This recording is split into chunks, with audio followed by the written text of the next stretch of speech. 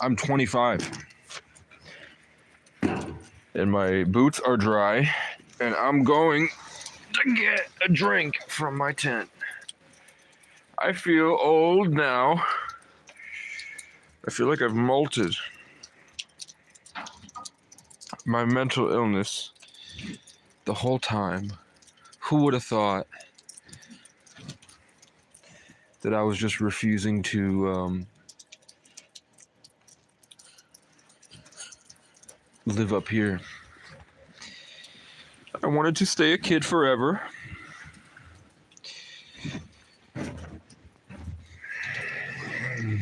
I downloaded Tinder.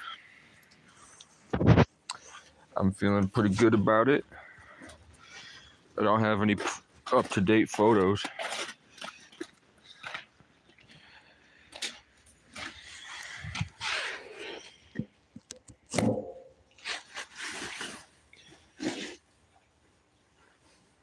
It is raining and snowing at the same time. Guys, I'm 25.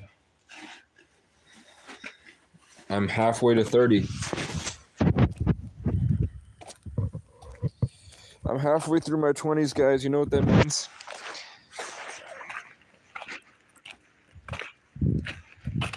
It means I should start using my brain. It means I have to find a balance between the mediocrity I'd settled into to feel this compassionate love, and then waking up to adulthood, which is not, and I repeat, it is not settling.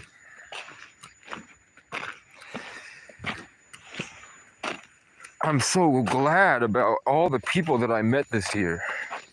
If one of you watching is someone that I met in my journeys outside of the YouTube channel, I'm so grateful I met you. Because for the most part, and I'm not counting on my public defender, because he's pretty cool. Pretty much everybody else,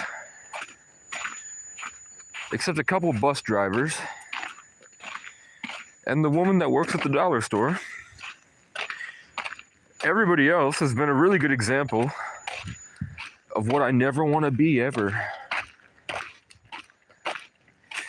And I'm so glad I did it. I'm so glad I just went through what I went through.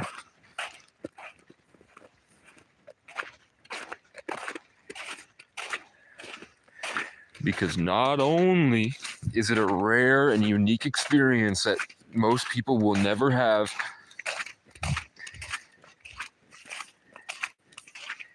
it was also very humbling. And it's sort of like a little storybook that I'm going to keep in the back shelf of my mind forever.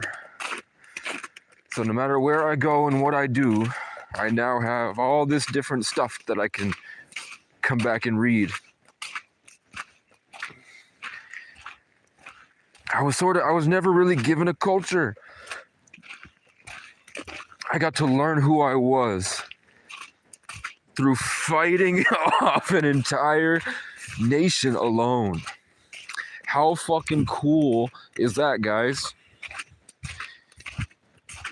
I grew up a genius in isolation. I'm sure you're all sick of hearing it. I don't give a fuck. But part of that means that people are going to think you're weird because you're different. And all these other people had all these different friends and relationships and different family members they'd go see and all this different stuff. But me, I've been in this straight shot from birth to now of just this constant screaming agony kaleidoscope whirlpool of different emotions and people and narratives and violence. It's just been a giant screaming whirlwind that has not ended. And the only time it's like maybe like can anyone relate that there's like 20 seconds to 2 minutes maybe once a year where the ride stops before you get on the next one. Discombobulation. Sticky situation. Eh?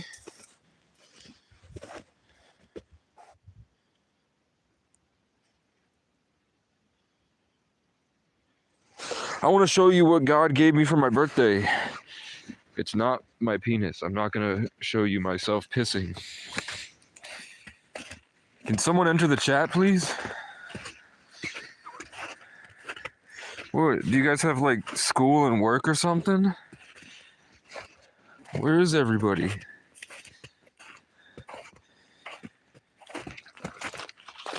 I don't like this. I'm 25 now.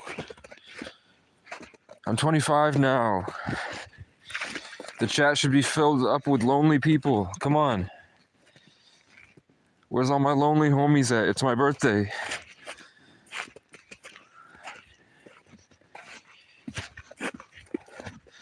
Usually I have a tarot reader playing, so the quiet of the forest doesn't get too unusual. But very quickly, let me show you. Sticky situation. Discombobulation. All across the nation. Check this out. I found this in the trash. Right next door. It's a whole ass fucking bed. And it could be doubled as insulation. Sticky situation. Insulation. Discombobulation. God, I saw so many bad bitches on Tinder. And I feel like I am I don't confused or inadequate anymore. I don't feel inferior or that I have to prove myself to them. I don't feel like I have to play this character in order to get them to love me. I feel like I'm confident because I am confident. And I have this girl I have a crush on in my head. I have a crush on a woman that I haven't seen in a while, and I'm worried she's been ran through in college. And that she might, I know she was definitely very beautiful in 2021. So I don't know how she'll be now. It scares me. Because what if I date her and she turns out to have like 60 peni in her memory?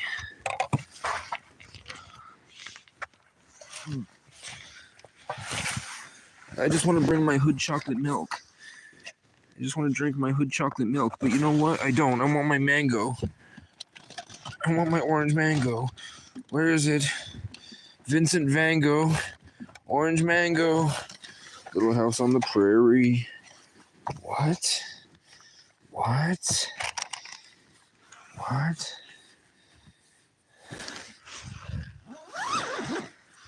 Yeah, so I watched a schizophrenia simulator, and let me just tell you, that is sort of accurate to my experience. But that only happens when I have trauma from somebody that tries to put themselves in a place above me. So I'm fine and completely not schizophrenic, but I'll start meditating and making a song. Then it seems like the Matrix or something, the devil, comes out. Hello, I just did my monologue. It's my fucking birthday. You showed up right when I said the words, the devil. I don't know why. I was talking about all my other cool stuff about my life. And then I just started talking about the devil. As soon as I started talking about Matrix and the devil, we have people in the chat popping in and out. I did a whole thing about how good my life is going. And the algorithm did not put me in anybody's life. But look, I have this. I bet you don't have that, motherfucker. So I had to give y'all something, a little snapshot of how I'm feeling. I don't even know how I'm feeling.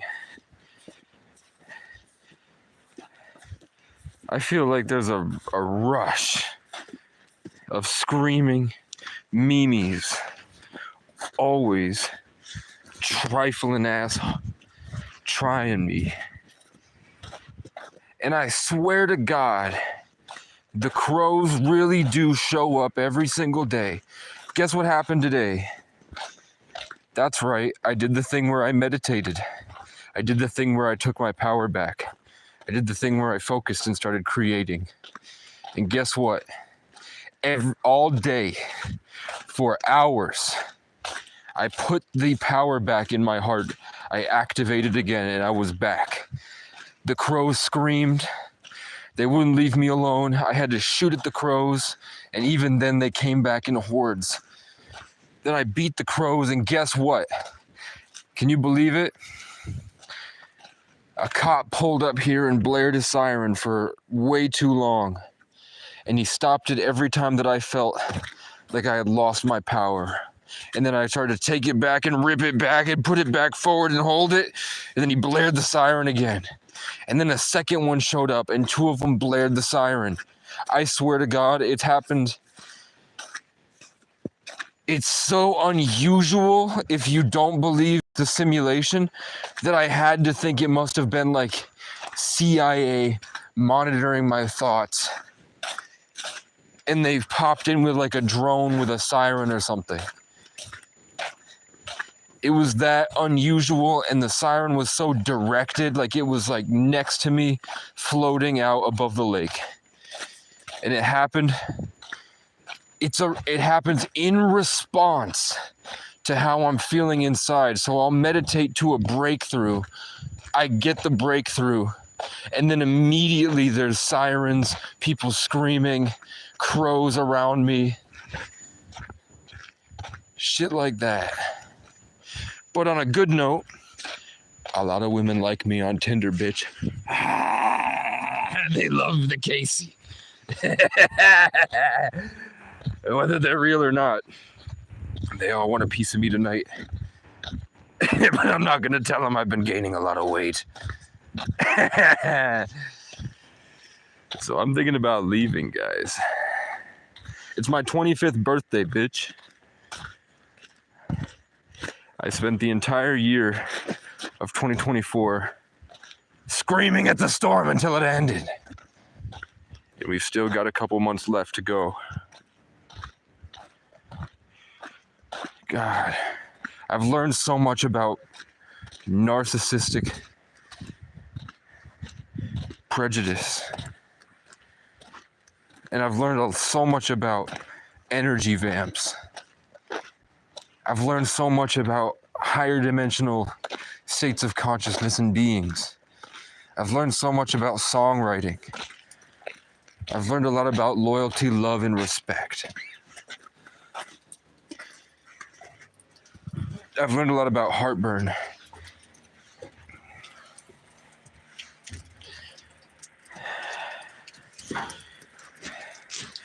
My first merch I'm gonna sell is a picture of my mom's face, and it's gonna say, "This woman is a cunt."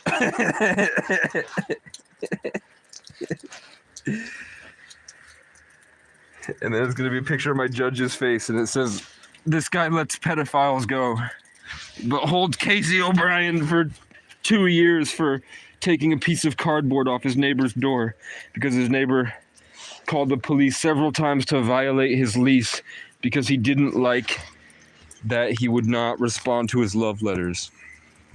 That's right, guys. That's the problem with being an attractive young man, is that you have to deal with all the crazy people that would leave you alone if you were an ugly troll.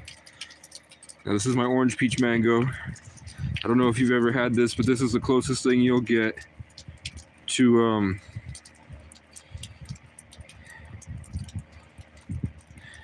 I wanted to say this is the closest thing you'll get to a male G-spot orgasm without shoving anything up your butt. I don't know why.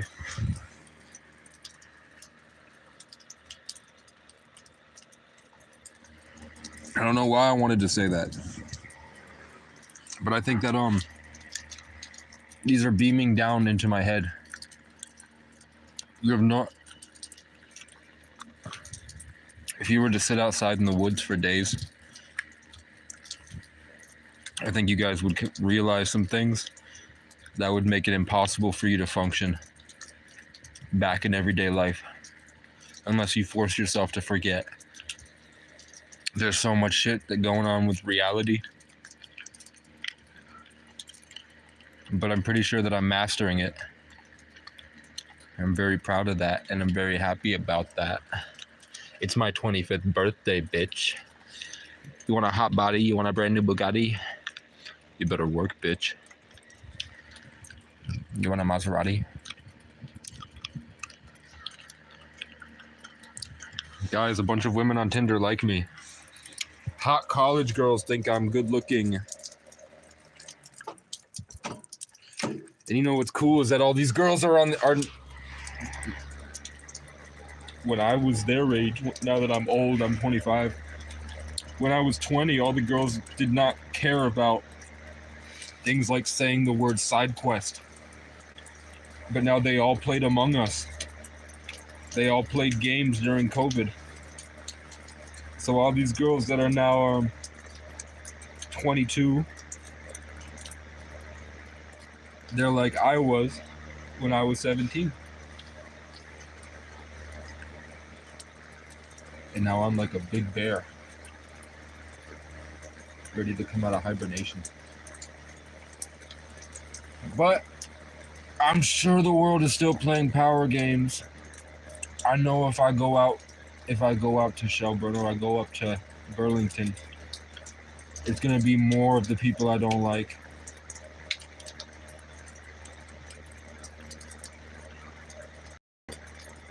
I don't want to go back into that gridlock matrix. But when I tell you that the only place to work is FedEx, I have so much nut before you can't jerk off anymore. So it's fucking boring as hell.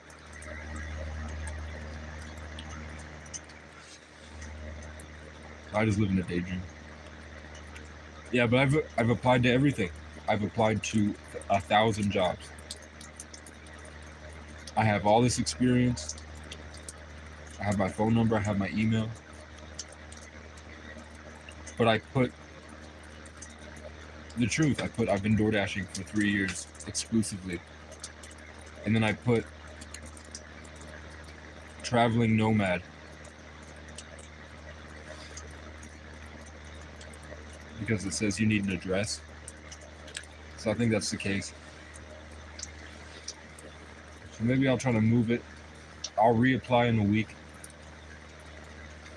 I just have a feeling it's time to leave here.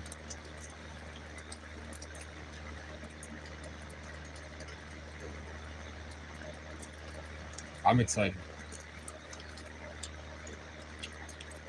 I made a lot of people mad here. It's 2020, I'm 25, guys. 2025 is coming. So Mercury's in retrograde, Mars is going into retrograde. A lot of shit's going down. It's gonna be a weird and confusing year.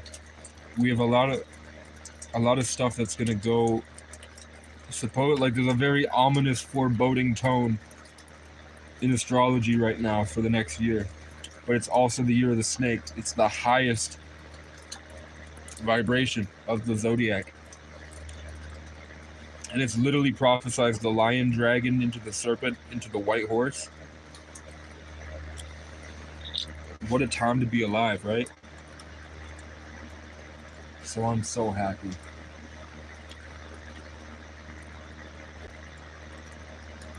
But I swear to God, there's some shit that attacks me. I hate to say it. I watched the schizophrenia simulation. I know what that aspect is like. I think that that's some type of higher intelligence or a lower intelligence, like a lower vibrational intelligence that's in the ether. And I think that schizophrenics are attuned to that, and they probably have a lot of trauma and like broken down like the broken robots from the movie Robots that spent a lot of their they broke themselves trying to fight back against it. I don't think that it's like something wrong with them. I think it's a spiritual thing.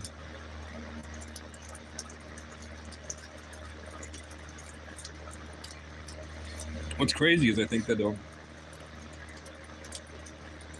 I think everybody has it. Some people just have stronger boundaries. So when they say, I don't like any of that, I don't want to deal with that, it goes away for them.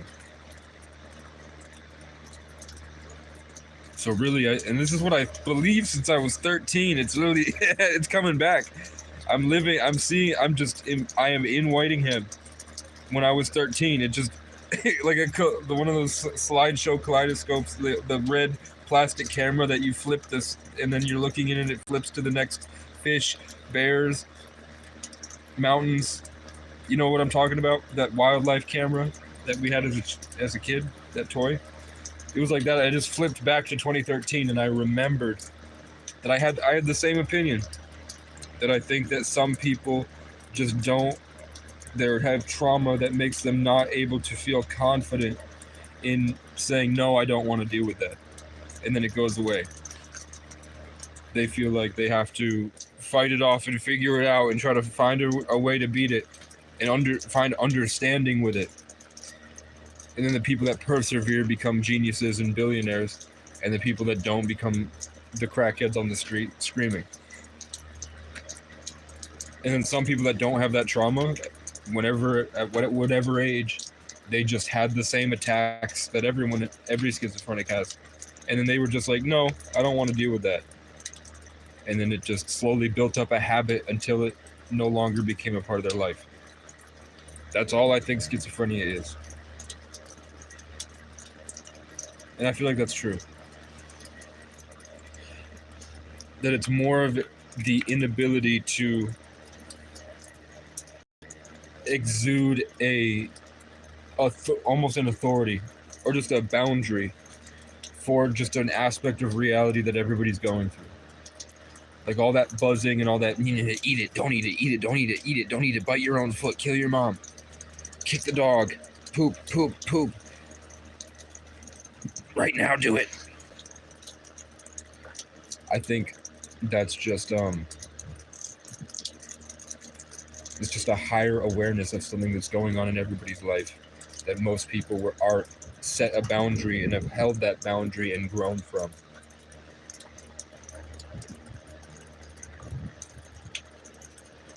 A good example is XXX Tentacion, who's a 33 life path like me.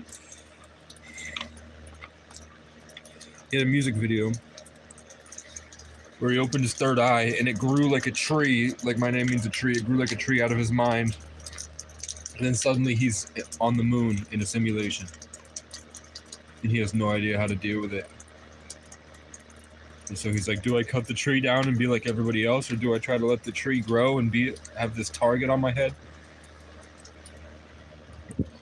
And he chose the target. And then he became famous. So who knows? But that was me, just fixing my heartburn. There's 10 people. Holy shit, what's up, everybody? My name's Jeff. Happy birthday, bro. Happy birthday. Happy birthday, meat. Thanks. Nibson. What's good, Nugent? I don't know what Nugent is. Hope you enjoy your day. Stay safe. Appreciate it, bro.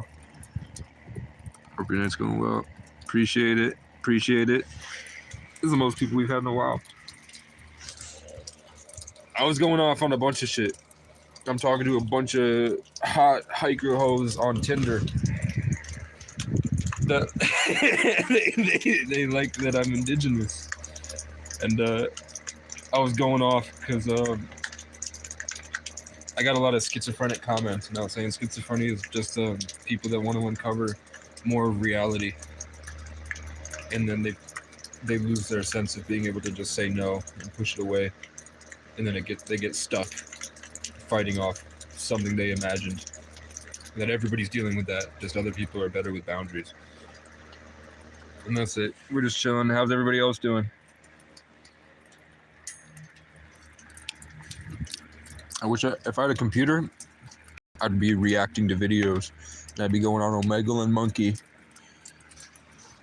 And I'd be playing video games and shit. I'm about $2,000 away from an RV. So that's where I'm at. I'm just enjoying life. I could go back through about how my year's been. I got in. This is the first year in 5 years I haven't gotten in a fight. The only fights this year were against police where I couldn't fight back. Which hurts the worst. Because I know I'd win. I know I'd win if I fought them.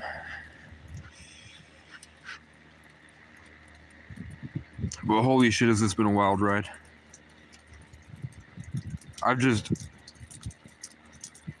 It can't not be a simulation. Like, I showed up in a random town in New York, like in the center of New York, on the 4th of July. That town happened to be, like, my dad just casually messages me and says, hey, this is a really wealthy town that you're in somehow, and your uncle will be there because he married a famous actress, and they own an entire island in the middle of this big lake. And they're only going to be there on this day. So I go there, and the only way to get to that island is to steal a canoe. So I'm on the canoe, and it is all these rich white people that are watching me as I stole a canoe, and I'm just going around the lake. And then as soon as I get to this island, my extended family shows up, and they hold this big oar, and they stand on the dock, and they say that I can't go on. And I'm like, what? I'm looking for I just want to meet my Uncle Stephen. I said, hey, I'm Casey O'Brien. I'm Gary's son. I was in the neighborhood, and he told me that you guys might be here. So I figured, we only live once. And then my uncle would not look me in the eyes, and my cousins would not speak. And then the actress Joan Hardy, the famous actress Joan, stood there with the oar like a mighty spear, like my dad's name means. And she would not. I had to keep pushing myself on the canoe away. And then I just left on the canoe singing my songs. And that was 2 years before I had any inkling about the indigenous people at all. I was on a canoe, and a fat white bitch was telling me to get off my own land. Who the fuck is Nugent? What's up, everybody? What the fuck is Nugent? What does Nugent mean?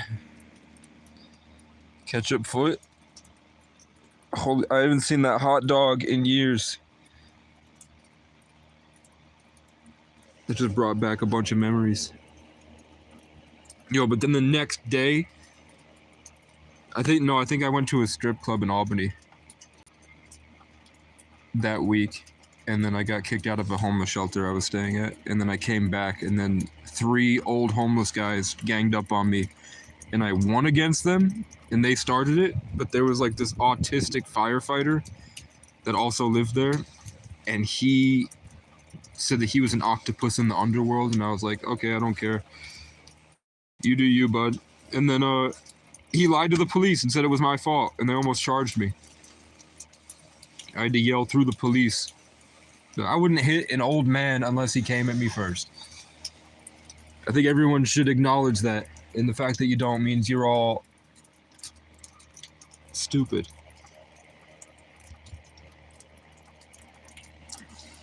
And prejudice, just because I have a neck tattoo. And then I think I hooked up with a Mexican woman. And then I had to, for protection, I had to sleep with a 40-year-old prostitute because they weren't gonna jump me, and they said, we're not gonna jump you in, but you have to sleep with Serena. So they paid her $50, and I got in just enough so that she knew how big I was, so that she'd tell so she'd tell her pimp, and then he looked at me with a better sense of respect. And then I washed my thing immediately, and I got the fuck out of there, as one does. And then I took on. Then I was in Plattsburgh, which is dope.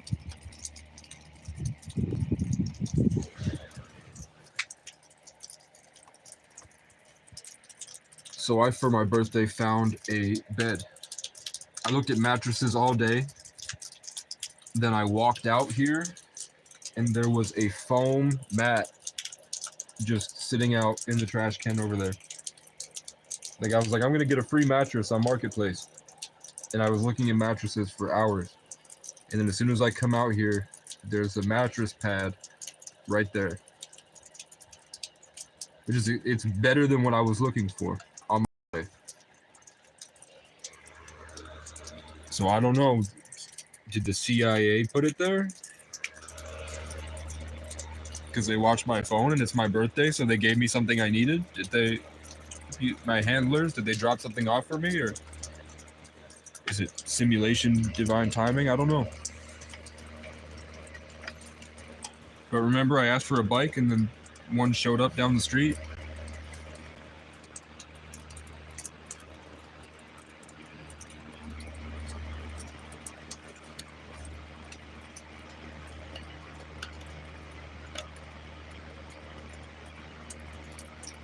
Jurgen Durgan.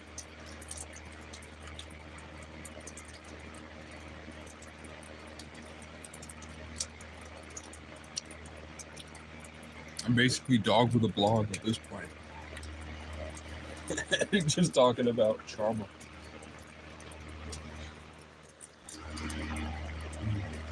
I'm just waiting for people. What the fuck? Okay. It's raining. So the snow is the snow is falling off.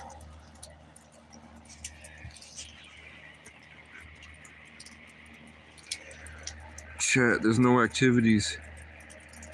Q&A.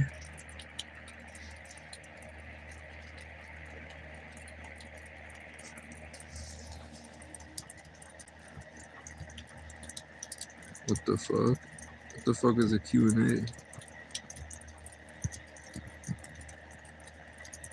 Where's everybody from? And do you guys want to get together and then storm South Beach, Miami? Fucking bitches and getting money. I don't know. I'm seeing all these I'm seeing all these beautiful women in Colombia, and they're always alone. I never see any guys there. I don't know where all the guys are. Maybe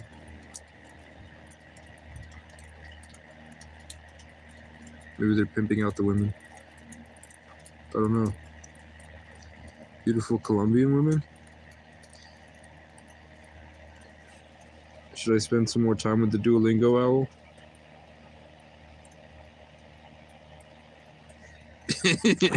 Beautiful Colombian women?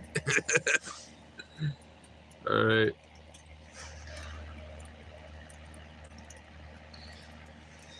I performed my song to a bunch of people today. I did the whole album. I did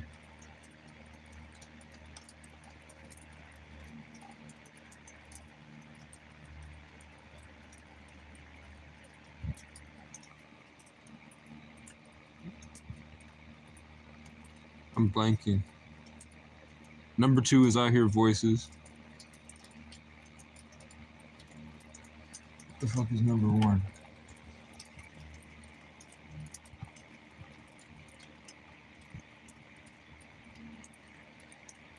It's Cops, Creeps, Cunts, Crows. Q&A, questions and answers. What's up, Juliet? Yeah, I don't know. We had a bunch of people in the chat, and I don't have a computer yet, so there's nothing I can do. I'm just sitting here. There's no way to interact other than talk to people, and I can't go live together yet. So I've just been chilling. I didn't have all messages on. So let's see if I missed anybody. I just missed my name is Jeff. Juliet, you speak with good grammar. You must be educated. What are you doing on YouTube? You might have asked you. Sure. Are you a CIA agent?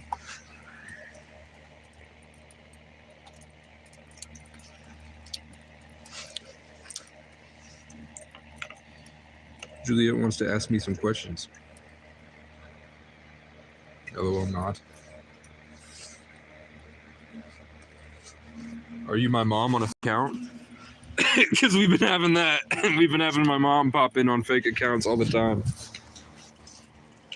My mom pops in. My mom's a huge narcissist, so she's very upset. She's a controlling cunt. I'm 25. Can you guys believe I'm fucking 25? I don't know how to add this beautiful Colombian woman. Beautiful Colombian woman? One.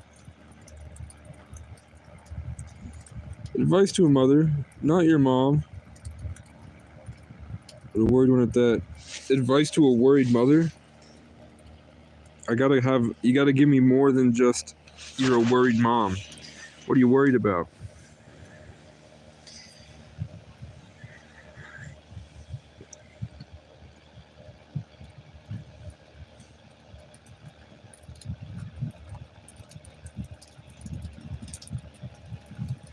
What in the simulation are you talking about?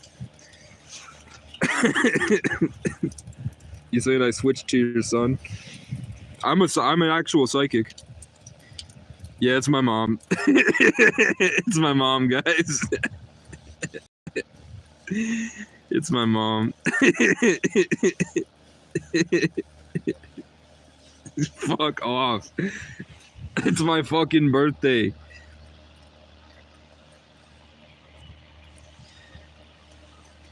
Well, I don't think schizoaffective is real. I don't think schizophrenia is real. I think that there's a much grander, more complex explanation for that than just the simple diagnosis. I don't believe in modern psychology. I think that they hid a lot of things. I think that most of society is occult and Freemasonic and designed to hide certain aspects of reality, like quantum mechanics has proved that this is a simulation, and it's proved that there is a creator of this simulation. It's proved that we're all connected. If you look back through history and all the churches that you go to and all the ancient architecture, if you look at Devil's Tower in out there in the Midwest, in a lot of these different mountain structures, those are gigantic petrified mushrooms. And at one point, we lived in complete harmony with the woods, where when you do mushrooms and you feel connected to nature and you feel the spiritual connection to the universe, and you communicate with entities like you do on DMT, when you're speaking to telepathically and empathetically to others, that was the natural world up until Rome destroyed that. And they didn't really take it from us because it's all in their architecture. It's all in their paintings. But as they moved west and built America, there was a lot of gaslighting going on. There was a lot of lying. There was a lot of farming. There was a lot of breeding. So they took a lot of stuff like that out. So he might not have schizophrenia and he might not have schizoaffective exactly. It might be something he's confused about and he's perceiving, because we are multi-dimensional beings having a human experience. I'm not saying that it's not real. I'm not saying that he should listen to the voices. But basically, it's how hard does he want to work at figuring out what's going on with him, and how capable is he of maintaining a kind of grounded state of mind. Like, I was never... What I had is I said that I was diagnosed schizoaffective because I lied to the program that I was in when my mother gave me up. because she wasn't deemed fit to be a parent. She was deemed pretty much retarded. I did acid, and I just made up shit. I told them that I like to have people that live as characters in my mind. What I meant to say, now that I'm older, and it's so fucking stupid that you had people there that didn't have access to the internet that much, like people that were 50s. That was the program director, Steve Jarenkoff.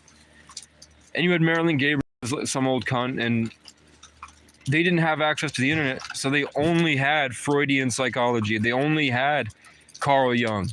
They only had like the Masonic texts. So they grew up. Their whole degree is founded on this literature, and they don't mention, like, they don't say anything at all about the fact that what I was saying is that I operate with archetypes that allow me to separate myself and have a greater sense of self from everybody else, that allows me to perform and be freely creative the way that I want to. What they said is, oh, he hears voices in his head. No, I don't hear voices in my head. I grew up glued to a TV screen in isolation. And then when I did acid and psychedelics and I expanded my mind, I thought it was with my growing up alone on a mountain with Legos and growing up with Minecraft and video games, I thought that it'd be really cool to set presets and parameters to my personality so that I had styles and themes when I expressed myself to kind of keep me guided and grounded so that I could maneuver and have fun in the present moment. So what I was saying to them is that I kind of keep a council of all the people that I want to be like my role models, and I keep them all around me in my mind so that I don't stray too far from who I want to be.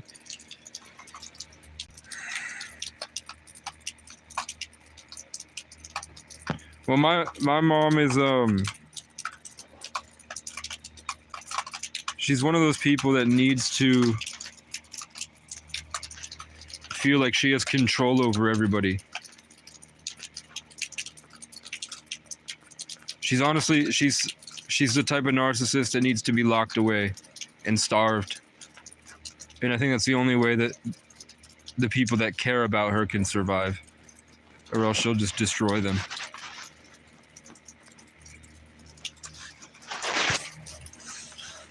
But we have an ancient alien bloodline of Rh negative. According to the same Freemasons that built the world, we're alien people.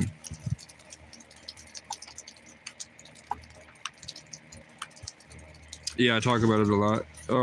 The Higgs field, the Higgs boson, the smallest thing in the known universe, that the particle accelerator in CERN is supposedly flying at light speed to hit together so that they can measure the tiny Big Bang so that they can gain control over the universe.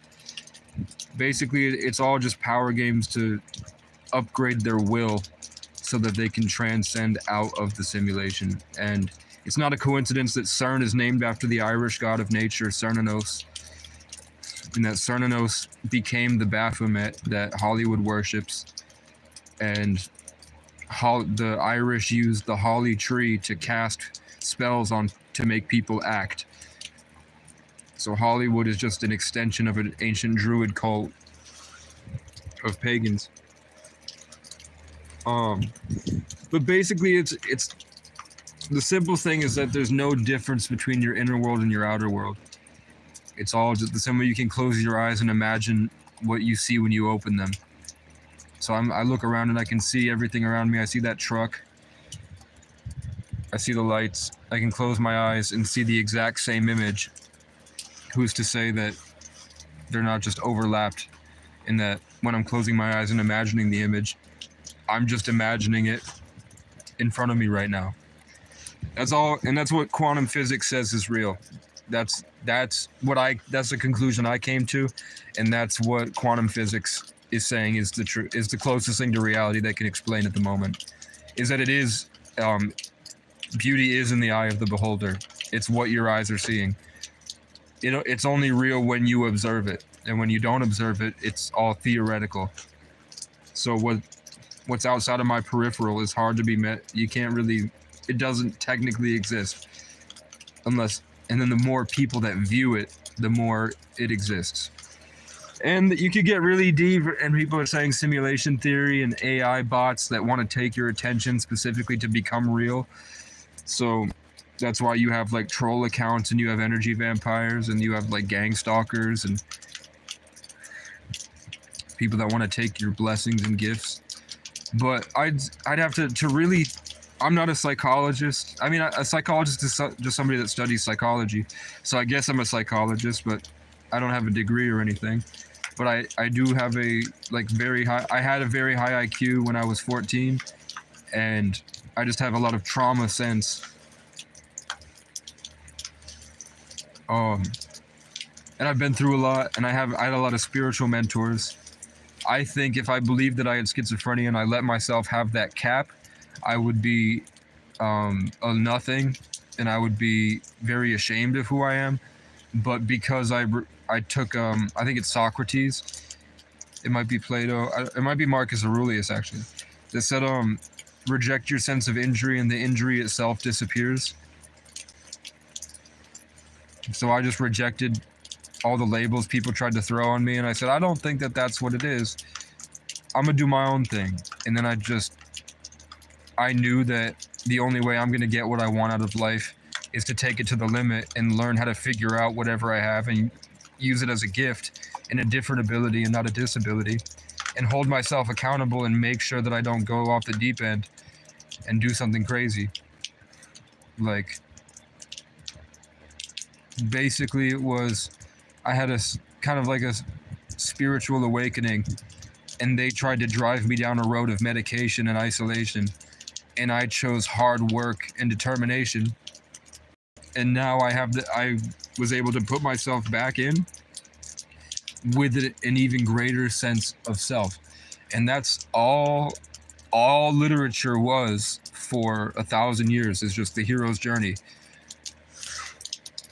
So it seems like there is a Masonic organization that halted the process of the universe of individuation by throwing a net to catch people and then harvest them and then keep them enslaved.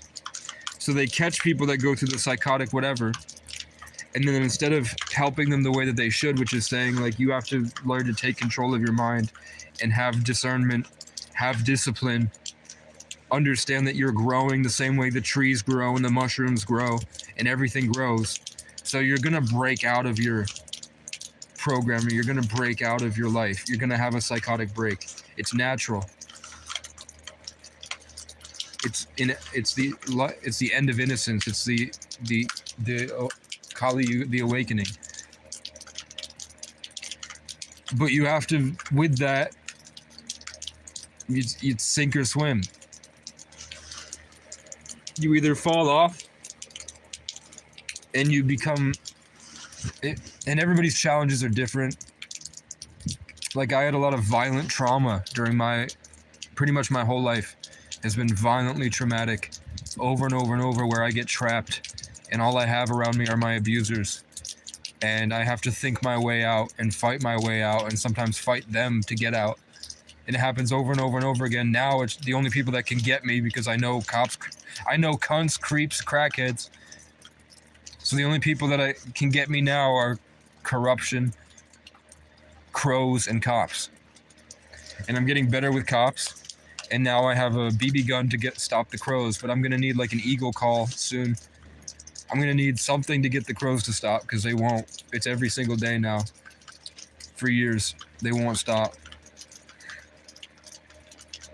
And it gets worse. And now I know about, like, now I used to just take on like simple ops, but now it's like we have to dethrone a judge that's letting pedophiles go, and we have a whole system of police that abuse power, and where people are starting to understand that no cop should, if you present your ID to a police officer when he asks for it, and you put it on the window and say, I'm not going to give you my ID, I'm just going to present it to the window, and if you really want my ID, you can run the license number. but the cop is like screaming and running in circles, panting and getting violent and like trying to yank the ID through the window. For what?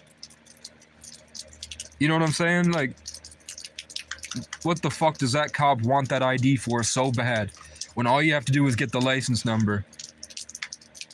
You can even take a picture on your phone with it.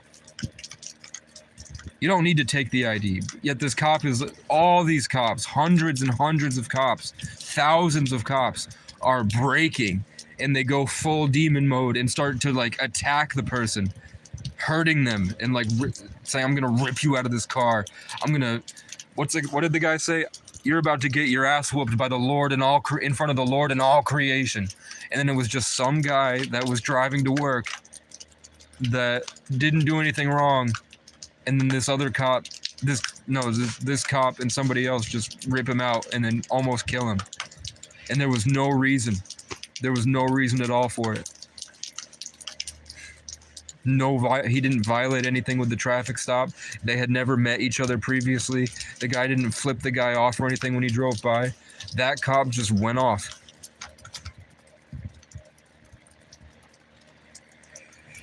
Never done meth. I don't think meth enlightens you at all. I'd have never met anyone that there's nothing better. They don't get any better after meth. I know people that get better as artists and people that learn empathy after psychedelics that were narcissists. I'd recommend it to people at least once. I wouldn't recommend it to people that are, I mean, I did it at 13 and I turned out fine, but I'm a very rare case. I'm an enigma in a lot of other aspects of life. Like, people see my birth chart and they freak out. People see my name and they freak out. People see my life path number and the day I was born and they freak out. People hear stories about my life and they cry. My life makes people grateful about their life. I've been through a lot and I did it all alone. So I have a weird perspective on things that might, like, I might not fully, I just have a different way of seeing things. So I still think what I have to say is valuable, but I'm also saying that I don't personally live in society. I choose to live my own way and took it to the limit. And that everybody's different. But I have a way that if you can't tell, I think I'm smart. No, I don't think I'm stupid. I think I took be like water too seriously, and then I became too fluid, that I don't really have an identity other than perseverance. I think I'm like a mirror. I think I become what people need to hear, the same way you heard your son's tone when you started talking to me. I think that I'm a special thing. I think I'm a channeler. I think that I'm a mirror. I think I'm a master. The 33 life path is the master teacher, and also the Sagittarius is like the philosopher, adventuring teacher. So it makes sense. I tell people I had a brain injury. My brain was fine, really, until they gave me lithium. So I went into the hospital for a suicide attempt when I was 19, and I was fine. Everything was fine. Wasn't freaking out. Really had no reason to be on lithium. Blood work was fine. But they had a hunch I was bipolar because I tried to commit suicide. So they gave me lithium. They had no reason to give me lithium. I was showing no signs of schizophrenia. I just wanted to kill myself. And I played music, I played guitar, I loved listening and deconstructing how the artist thinks. I had a history of psychedelic use a couple times when I was a child, which that's not anything lithium would be warranted for. You don't give somebody lithium because they're perma-tripping. But they still gave me lithium. And you look up lithium, and it's what you put when you want a star, which is like this beautiful, conscious ball of hydrogen that has a frequency. It's playing a song. It's shining. It's it's luminous and it's moving and it's writhing. It's changing. And you put just a tiny bit of lithium in it, and then it just explodes and dissolves into nothing, and it doesn't exist anymore. So before I took lithium, in my head, I saw the image of a star dissolving. Over and over and over and over again for 12 hours, just nonstop star dissolving. So I didn't know what that meant, so I looked it up, and then I found out that supernovas are caused when lithium is added to a star. And then I heard in my head, we're all stardust. And then I heard Kanye in my head say, slavery is a choice. So I puked up my lithium. And then that night, I had the worst sleep paralysis demon I've ever had in my life. It was just a dark black fear that it was like a Harry Potter Dementor on steroids. And it was painful, like ripping and tearing at the energy in my body, the electricity in my nervous system, the memories in my brain, everything that I held dear to myself. And then I passed out, and then I woke up, and I couldn't. That's why I say I have a brain injury. I couldn't form sentences. I was passing out in groups. I was wandering around out of my mind. I couldn't focus. I couldn't see. I couldn't think. I couldn't read. I would just play music and wander around in a daze, and I had to write down all my thoughts. And I've basically been half in and half out of that daze since. So I just tell people I have a brain injury, but really I think that was a demonic presence or an alien or something outside the simulation, or like an astral projecting witch, or like an evil ancient cult. I don't know what it was, but whatever I saw, Oni plays, and Aaron Alexander and his assistant, and anybody that I've met that has a YouTube channel that I've spoken to about it, that has like a lot of subscribers on YouTube, they have the same exact presence in their life multiple times.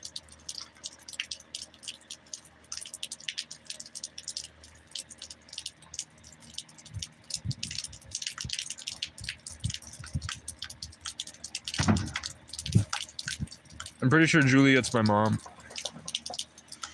If not, then it's probably for my mom. It's a synchronistic thing.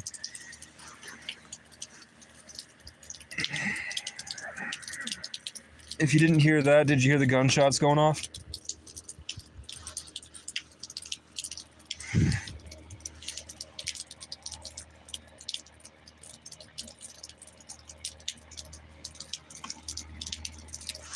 That was not a car. That was gunshots.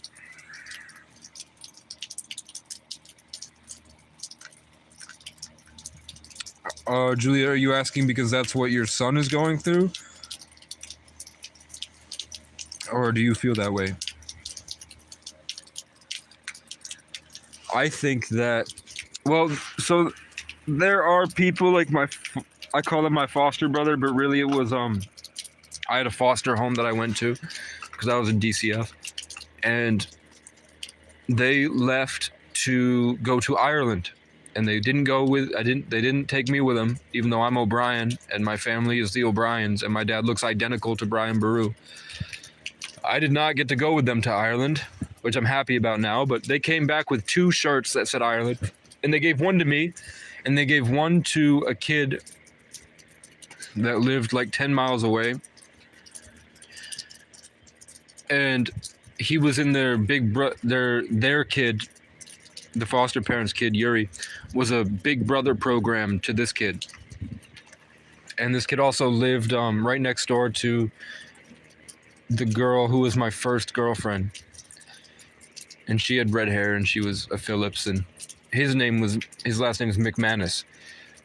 And so they gave me and this other kid, McManus, a shirt, the same Ireland shirt.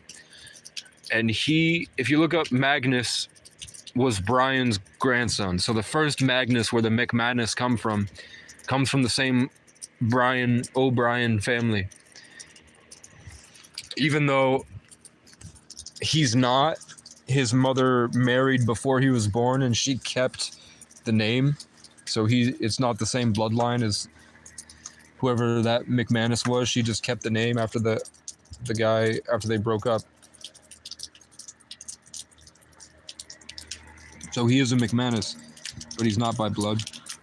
But he did psychedelics, and I warned him. I said, it's not gonna go well for you. You're gonna fuck up. He was a local celebrity at the time. He had a creative a style that many people liked, and he was gifted. He overindulged on psychedelics, and I tried to help him because I went through the same thing, and he lost his mind. And now one side of his face, he was blonde, completely blonde. Now half of his head has turned red. He doesn't dye it. Somehow the right side of his head has turned ginger, and his beard has turned ginger when he was blonde. The left side of his head has turned completely gray, completely down the middle of his face. So one half of his head is now gray, like lost all the color, and then one half of his beard is now completely gray. And every time I see him, he goes off about trying to steal my destiny and steal my soul, and he wants to Freaky Friday switch bodies, and he like throws temper tantrums and rips up shit in the back of my car. He goes nuts, and then he'll work a 12-hour shift. He's a nut job, but good for him, I guess. It's sort of the same thing I went through, but in a different way. But it really does, if you look at it at a deeper level, it really is completely predictable. But if I looked up his name, his gematria, his astrology, his numerology, and unpacking the different themes of his life, and the different names of his family members and their symbolism, and tied it into his own tree of life, it's pretty obvious to tell that stuff like that would happen.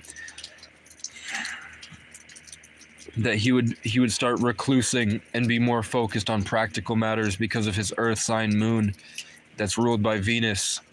He would intrinsically have to go inside during COVID, the year of the metal rat, and he would, in his year of the metal rat, when he was imprisoned like everybody else was in COVID, he would start to focus on love songs and start using his Sagittarian sun,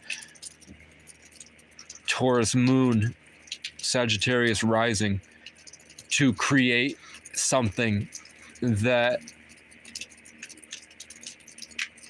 would be influential, but not to the masses, more like writing a book for himself.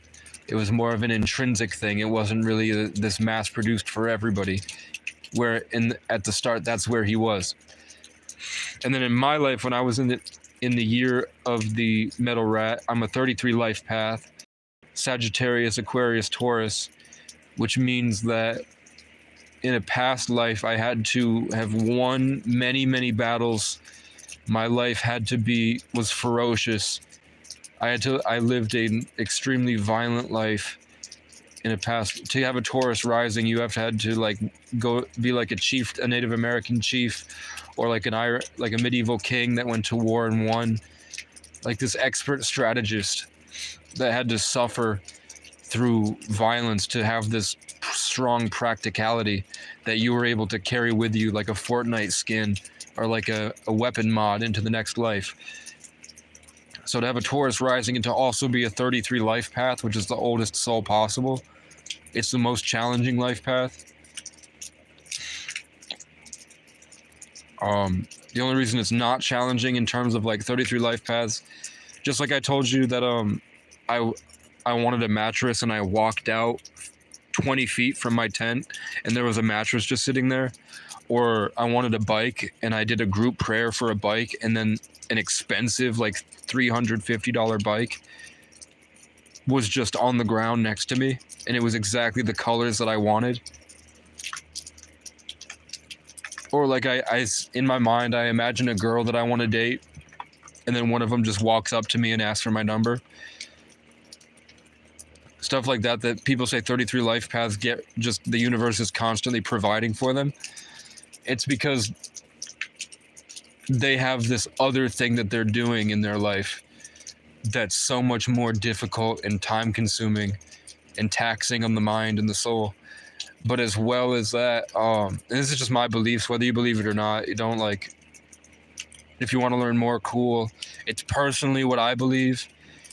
It's what works the best for me. But I also believe that if I didn't choose to believe that, then it wouldn't be real. I think that reality is kind of like ChatGPT, where we're at the helm of the video game and we're programming it as we go, and we've programmed it since before time, if that makes sense. And I just think I've been thinking for a long time, and I'm also in the field practicing what I'm seeing, or practicing what I'm thinking, and then seeing what happens and testing out different stuff. And that's just what I've come to, is that I think life path numbers are real. And I think that your name matters, and I think that your birthday matters. So I could see myself selling a course and doing that for people. Yeah, 33. We have 33 vertebrae in the spine. Jesus died at 33. The Muslims, in Muslim religion, you have to say Alhamdulillah and then Allahu Akbar, whatever they say, Inshallah. You have to say it 33 times. So they have counting beads that count up to 33, because you have to say it 33 times in their religion. It's the building blocks of the universe, is mathematics. That's the Holy Trinity and all that. So you have 1 to 9, then you have 11, 22, and 33. And that's it. It's that simple. It's not very complicated in life.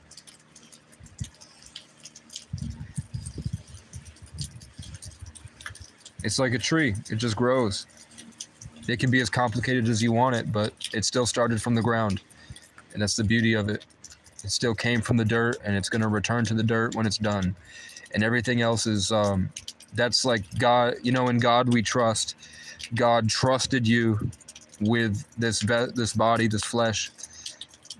So if you have schizoaffective or schizophrenia, it's not that black and white unless he wants it to be.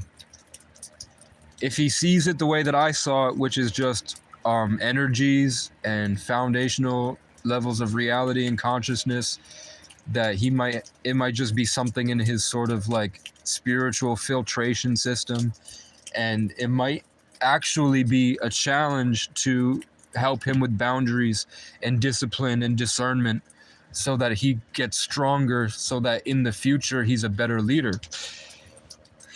People that are like ransacked by voices all day have strong mental fortitude to be able to function, because everything they do is 100 times harder.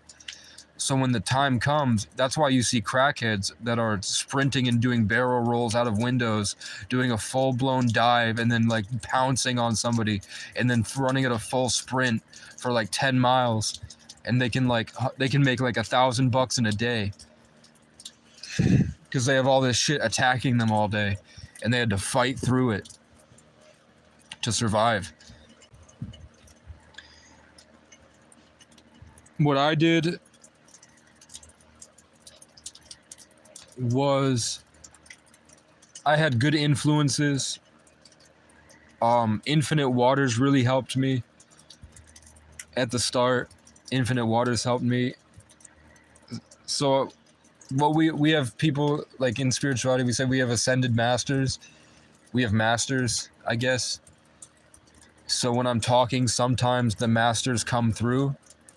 But also I have people that watch me, and it could just be them relaying the message. I don't know why, but some of them came through. Like I noticed I started talking with the tone, the vocabulary, and the style of the people that helped me when I was in the same position.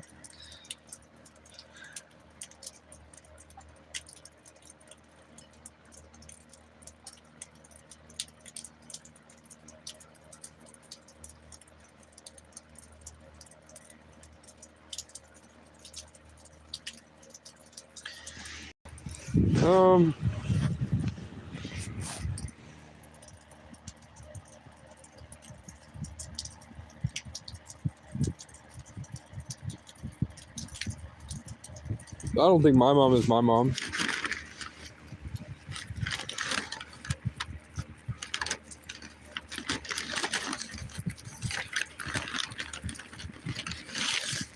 I don't like my mom either.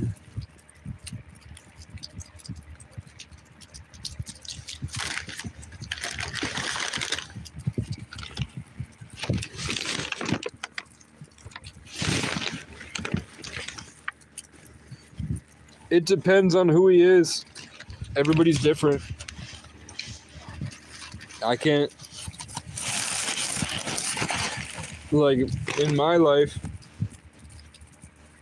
all I've ever wanted is my mom to say, hey, what do you need help with? How can I help?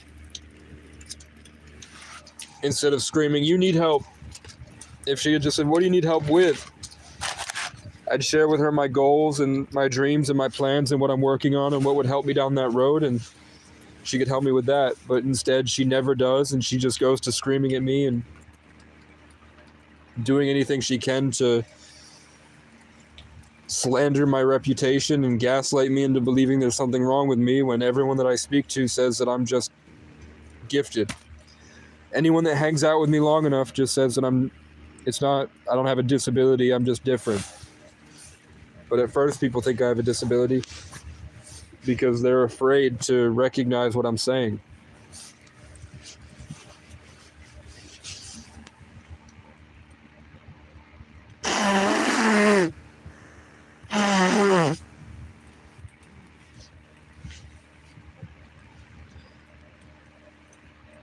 He's 29. That's tough. If your great uncle was a 33rd degree, I don't know what a Shriner is yet. You wanted to run for a member of Senate? That'd be really cool to talk about at one point, Melody. Maybe we could, like,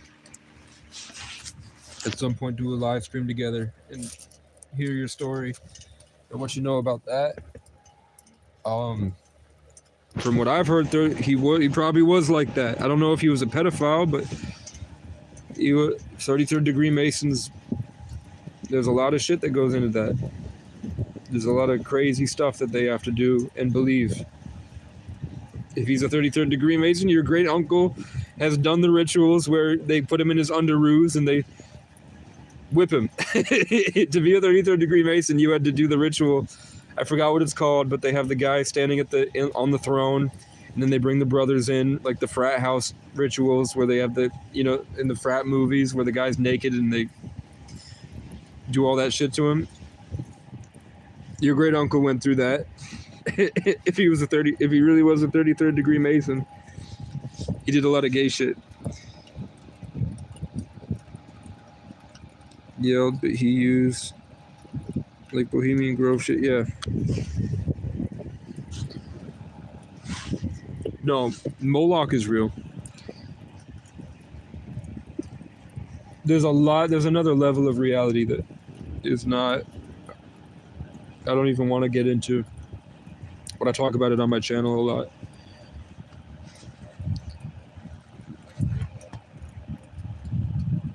Your son's 29. It's going to be tough. I'm not sure exactly how to help him, but I do know exactly how to help him, which is a consistent growth over consistency with his goals and holding himself accountable and understanding that he might not always be right and that it's not really who you are at the time, but it's how your actions affect others. What you do matters more than who you are, because who you are is what you do. And that's what karma means. Before I knew what karma meant, I just knew that you are what you do. So he should worry more about his actions and his influence on others, and what he should really be honest with himself about what he wants from life and try to figure out how to obtain those things and then go the distance. And it takes a lot of accountability and it takes a lot of work and it's suffering and it's hard, but there is a way out of it. And if Depakote works for him and he wants to do Depakote and get a job and and do that life, there's still plenty of fulfillment. You can still be a normal person and still get a girlfriend. It's a lot easier to do it that way, but I prefer to do it this way. and I love the experiences that I have, and I think that I wouldn't be able to understand life the same way if I hadn't done this. Like, now I can talk to squirrels. Now I can talk to birds, and I don't have to say anything. Now I know when people are, like, it's like I'm part of the mycelial network at this point. Whenever I want, like I have superpowers basically. There's a lot of other shit that I can do. Like, I have dreams where I speak to aliens, and we talk for hours, and I can remember bits and pieces of the conversation. And then I try to achieve it in this realm, and then I get attacked. Like, people come at me violently that I've never met before, that just sprint at me full sprint with a hatchet and try to choke me out. And the only thing that I could think of is that was at the right exact moment when I tried to enter the dream realm on Earth and try to apply the knowledge that I was learning. And then in the Bible it says that the world will attack you for trying to be not of this world. So that makes a lot of sense to me. The problem that I'm seeing, that I don't, so the 33 life path, I guess, is I'm just humble, but I also suffered a lot. From what I see to people that have schizoaffective and schizophrenic diagnosis, is that because they're constantly at war with their own mind, they develop this narcissistic, what seems to be narcissism and pride, that kind of makes them not able to be receptive to other people, where they have a hard time understanding where other people are actually coming from, because they've had to build up all these walls to fight back against what I believe. I think everything is yourself, so I do think it is them attacking themselves. But I also think that there's a higher structure of reality communicating with him that's using these attacks and these delusional thoughts and the stuff that gets him as a sort of interactable lesson that's going to keep happening until he learns it. And then once he learns that lesson, he'll suddenly have another issue. I really do believe that that's the case. I think that all this stuff that schizophrenics are dealing with, and that all these people are dealing with, is a level of empathy. And I think that it is like a ritualistic rite of passage where you have to solve the problem and go through life's tests. And then he will, once he learns what's going on with that, and he grows into a better person by tackling on his problems and facing his fears and not giving in to the pressure, I think that eventually he'll learn how to dissolve that, and he'll learn skills, and then a new problem will surface. And then he'll fall back and go through the same problem again, but over time he'll work it out. And I would say to write down what worked last time and keep going. And that's the hero's journey. It's the sequence of events. It's the shape of the Milky Way galaxy. It's the golden spiral on the snail shell, and it's the way hurricanes are formed. It's the way, if you grew up, the way that my hair is growing, because I'm not washing my hair or combing it, my hair is growing into the shape of the golden spiral naturally, like African people's curly hair. The same way it's spiraling and going in a direction. That's the way that people are saying the Earth is moving, is that all the planets are spiraling around the sun, and the sun is going forward, and we're actually moving forward. Supposedly, if science is real, it's not a flat plane in some type of giant alien ant farm or terradome, because we'd have no idea if this is, like, imagine if giants were huge, and then they made little versions of people, and they put them in a tiny little chamber, and we're convinced it's a planet, and there are other planets, but really it's just like incomprehensible higher dimensional beings that created this experience, and that our thoughts are just those things that we can't perceive because we're not designed to perceive them, messing with us. And we're just, maybe we chose to inhabit this vessel. We chose to come down from the light into the body, into the third dimension from a higher dimension, to just live and experience life and play the game and enjoy it. do things with it, contribute. And maybe we chose this time because we're transitioning into the age of Aquarius right now. But I think for life to be this crazy, where we're literally, it's like 2,000-year-old prophecies are happening right now, this year. Revelations is happening, the Kali Yuga is happening, the Native American white stag and the white buffalo have been born. I think there's the Kali Yuga and the Hinduism, and I think there was something in Muslim that I can't remember the name for it, but all the prophecies are literally coming true right now.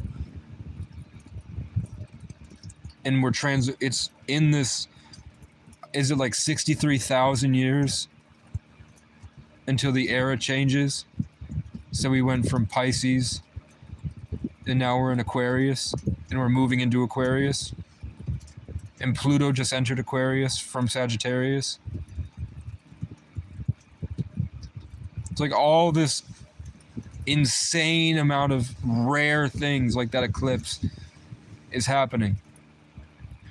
And then supposedly we're going to get, like, I hate to break it to you guys, but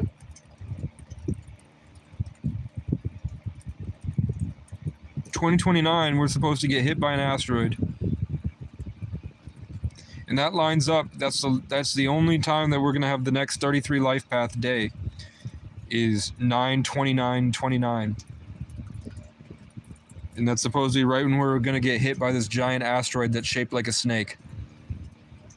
There's a serpent-shaped asteroid that would wipe us out. That's coming right for us. Like that you know that movie? What was that movie with Leonardo DiCaprio where everybody got hit by the asteroid and they all died? And they sat at the table with their family and they said, "You know what? We really did have everything, didn't we?" And then the asteroid hits and everybody dies. And they had time to stop the asteroid, but they chose to try to mine it for diamonds and rare gems. Because of like a big tech guy like Elon Musk was like, "No, let's try to harvest the asteroid for resources because we're never going to get what's on that asteroid ever again," instead of breaking it apart. Don't look up. Yeah. Don't look up. Exactly.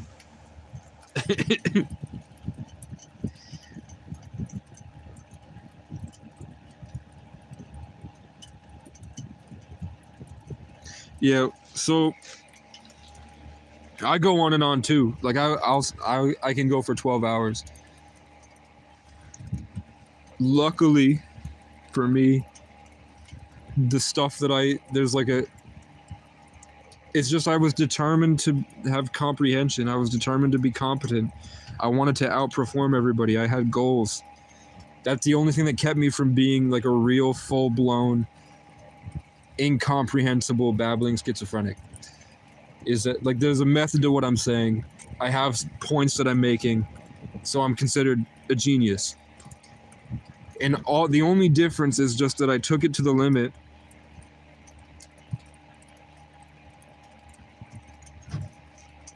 And I have this kind of I have things that I want from life. That's really the only difference. That's called the vibrational chart. So the lowest vibration is apathy. If I were to stop caring, my mental bandwidth would lower in frequency and I wouldn't be able to access a higher state of consciousness like love or peace or bliss or enlightenment. If I chose to stop caring and I stopped fighting, eventually I would probably degrade into what people would consider schizophrenia. But it's just that I choose to keep going with a fervor, I think it's called fervor, for life. And I just hold myself. It's just, I guess it's been years of refusing to give up keeps me in that competence. So I don't know your son, but every girlfriend I've had, and I had girls that were considered like the best looking in town. Like all the other guys, I had guys that would show up drunk and sit in my parking lot drinking and watch me through the window. So angry that I was hooking up with the girls that they were trying to be with. And I had people threatening to kill me all the time, people following me around town just because I liked girls and I knew that girls didn't like me and I wanted to figure out why. So I looked up as much as I could on the internet and then I put it all together into a practice and I went out on my own in towns that I didn't know anybody and I just practiced talking to people, applying skills I learned from other people on the internet until I developed my own style. And then I went the distance in spirituality and in life and in philosophy and all these other things to create better experiences for people. And then I was able to express myself in a way that was pleasing for others and enjoyable for others. So eventually and I also liked stand-up comedy and I like being funny and I wanted to be a performer. So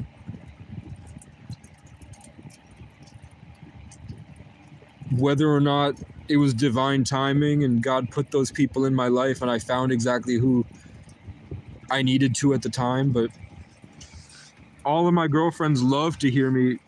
I could drive for 12 hours and just sit there talking like this for hours about anything. And we'd be laughing and going back and forth.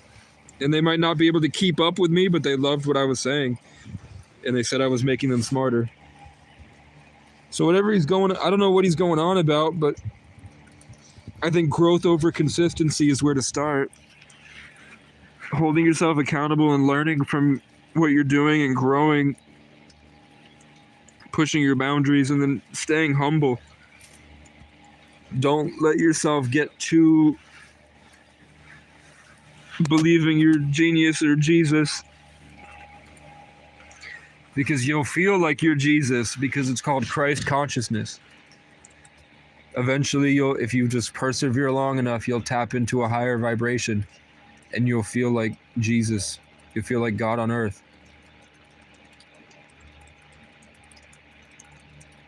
So don't hold that over people. I hate people that play power games.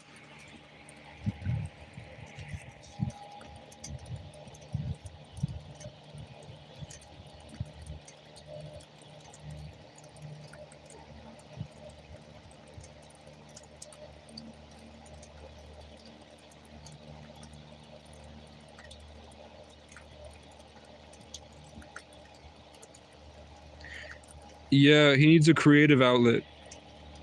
He needs a creative hobby. And I hope that he has the ability to recognize that the way that I can articulate it.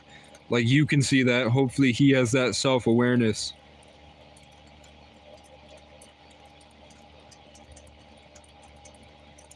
Yeah, he's just full of energy.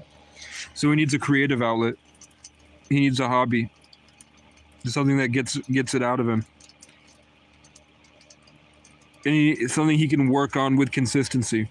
That he can direct that energy towards. Just like I'm the same way. I'm talking like this because I don't have things that I can do. I just have this phone. If I had like a computer or I was Twitch streaming or live streaming, or if it was warmer out and I had a home gym, or I had other things I could be doing while I'm talking, I'd probably still talk like this. And this is the outlet for it, because if you don't like it, you can leave. I mean, you're not stuck with me in the same room.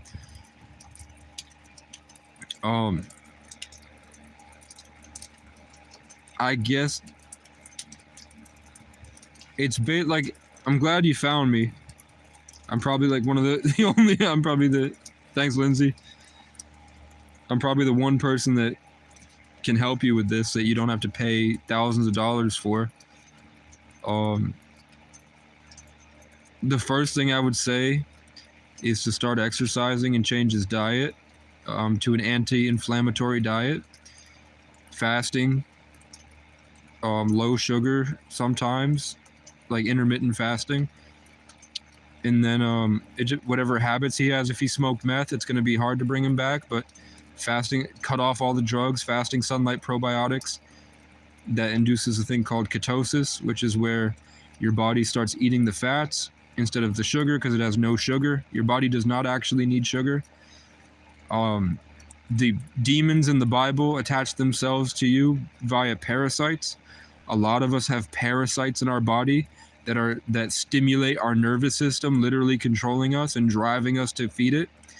If you have cats, toxoplasmosis makes you fall in love with your cat. A lot of people that have cats have a parasite in them that are given to them by the cats to make them worship the cats like the Egyptians. And that's a fact.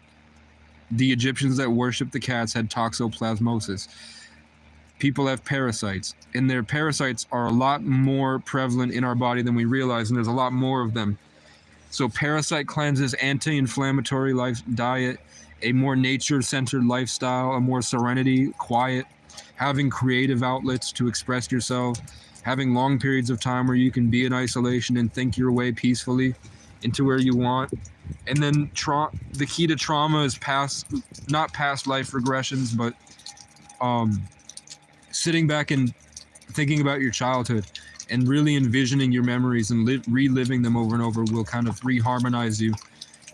And then as you take like protein and you take omega-3s and multivitamins, you can build yourself back up and heal with the ketosis.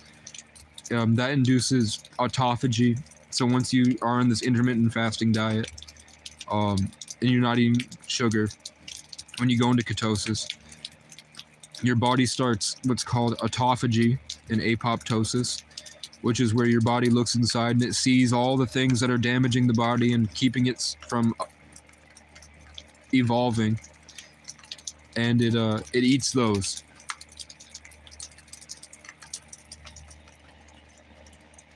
Appreciate it.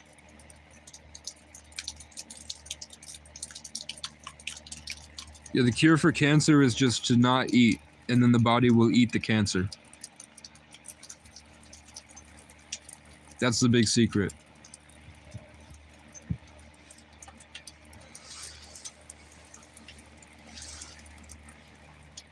Is that the body is smart enough to look inside and be like, holy shit, I was drugged up on sugar so long, feeding these cancer cells and diseases that have this fast-acting carbohydrate.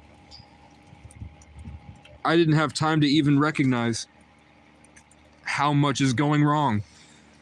So now that I've stopped eating, I have a chance to look inside and be like, holy shit, there's zombies and demons and ghouls in my body destroying my cells. My body's at war with something I didn't even realize because I was drugged up on sugar. Let me get back into homeostasis and start to heal with my genetic blueprint, my DNA, that we get from the light, and we get from our surroundings, and we get from nature, and we get from animals, and we get from the sun, and we get from the stars. The whole ecosystem of the world is this back and forth of genetic information. That's why you become the people that you hang around.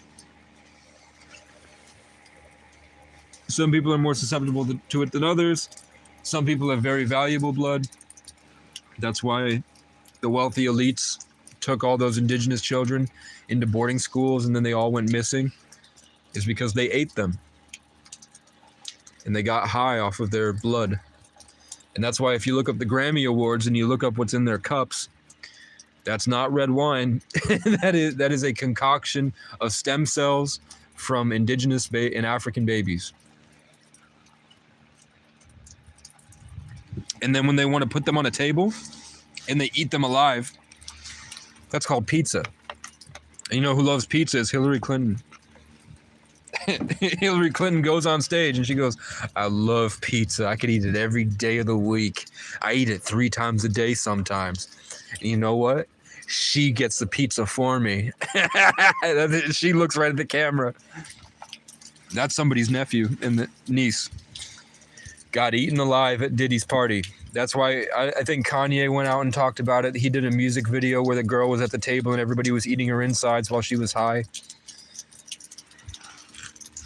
It's a psychosexual, spiritual ritual. And sometimes it's physical, where they literally eat the people.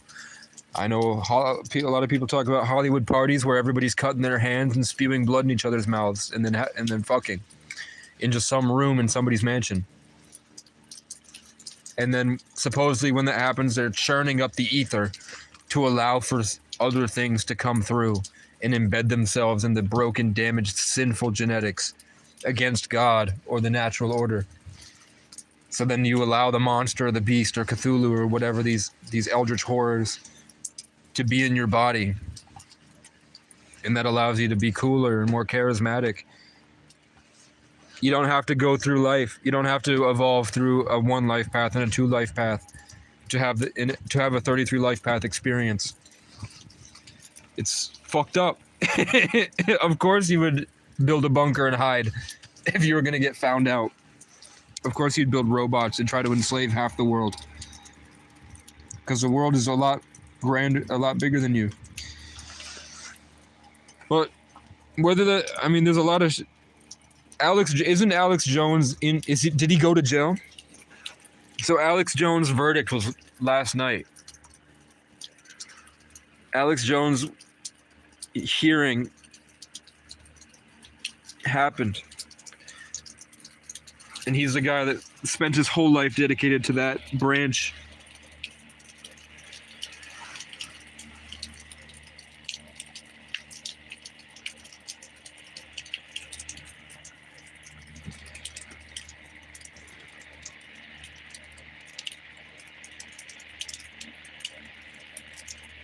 Yeah. I think so. I got a notification for it that said Alex Jones court hearing. This might be, and it was live. It might be his last InfoWars episode. Where I think they live streamed his court hearing.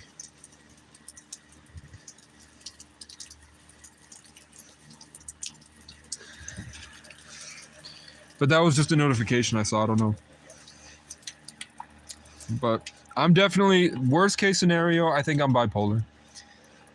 I think that I get elated. Like I get higher, the more positive I get. So like it's my birthday. So I rose in frequency and that shed all the negativity. And that negativity is what or that bad emotion, or I guess realism or whatever you call it, trauma, that I rose above to become technically manic. That would make me be considered delusional and crazy because I was unbalanced. So I either like have to live in this pit of depression and balance, or I go the distance and go crazy. And I'm definitely two different people. And then when I settle in, I realized, oh shit, all the things that I said when I was operating at that higher frequency, I no longer think is cool. And I think that that's kind of crazy and overbearing and psychotic. But at the time I was like, that's the best thing to say. That's funny. Like my Tinder profile, I put ugly felon, hates babies and kicks dogs, will treat you like shit and spit on you. And I thought that would be really funny for the girls to see when because I'm a good looking guy and I have good photos on Tinder. So for them to go to the bio and it says ugly felon, kicks dogs and hates babies, will treat you like shit and spit on you. And then I put indigenous Irish, take my hand, not my land. What else did I put? I've been backpacking through Vermont for 3 years, fighting crackheads and yelling at crows, so I have the vibe of an ancient forest god. And your dad will hate me, but I guarantee you he'll subscribe to my YouTube channel. But now that I'm like, maybe that's crazy. Maybe I could have put that differently. But that was how I felt at the time.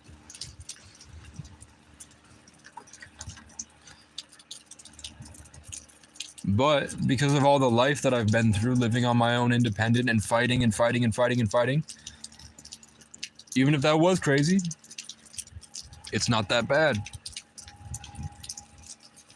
Because I have skills now. I can hold my own. And I did it my way, where I don't have to be like anybody else. I can go to the festival and I can have the stupid white people try to power trip me and try to force me into their world, and I can just laugh it off. What a fucking idiot. and then I can take the bad bitch and we go on the carnival ride together and eat the cotton candy. And he can continue to be mad and play stupid power games and think that he's doing something.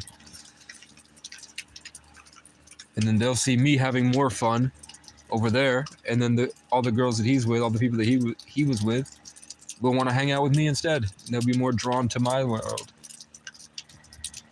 And then to be in my world is impossible because nobody will subject themselves to what I've subjected myself to. I'm literally rocking back and forth with the camera like a crazy person. But people would call what I just did like, some people say that that's time traveling.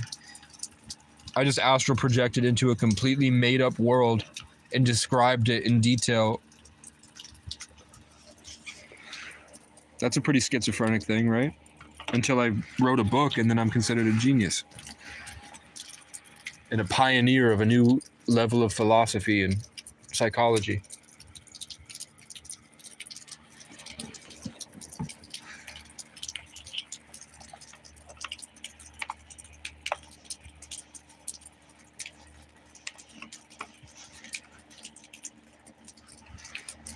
Melody's a freedom fighter.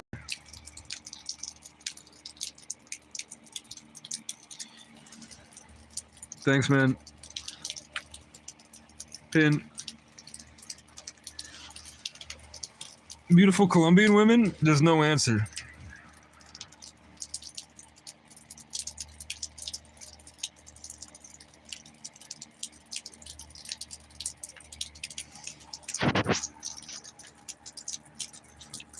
Should I drop my Cash App for my birthday?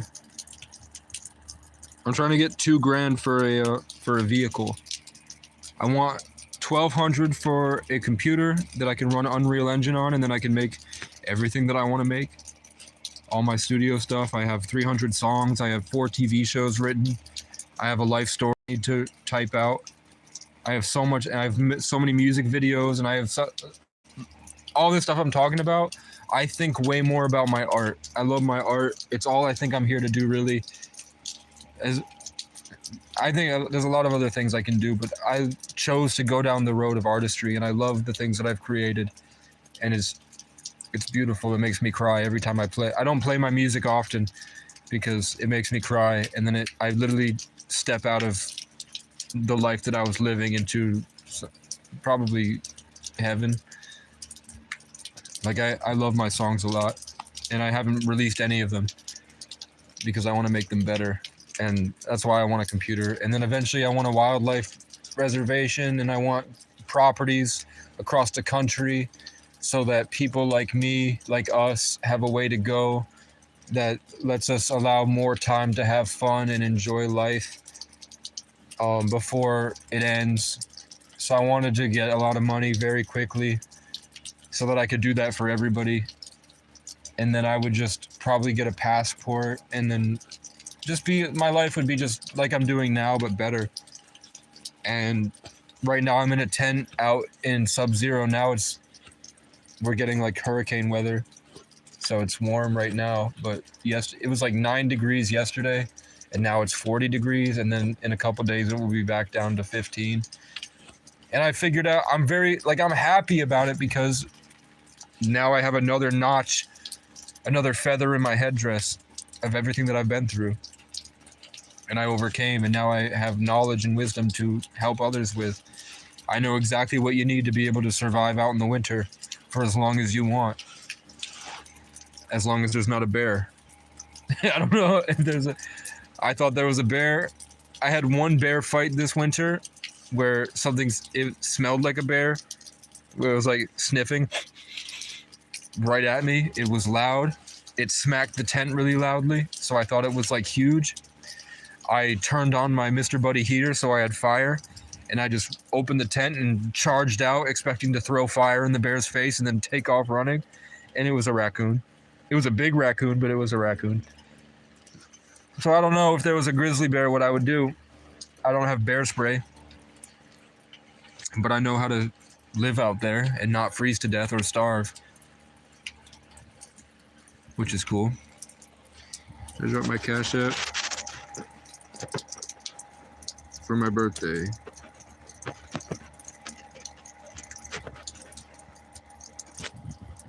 There's a giant light next to my head. I guess not.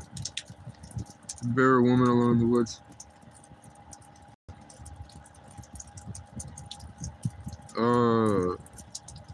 I'm the bear.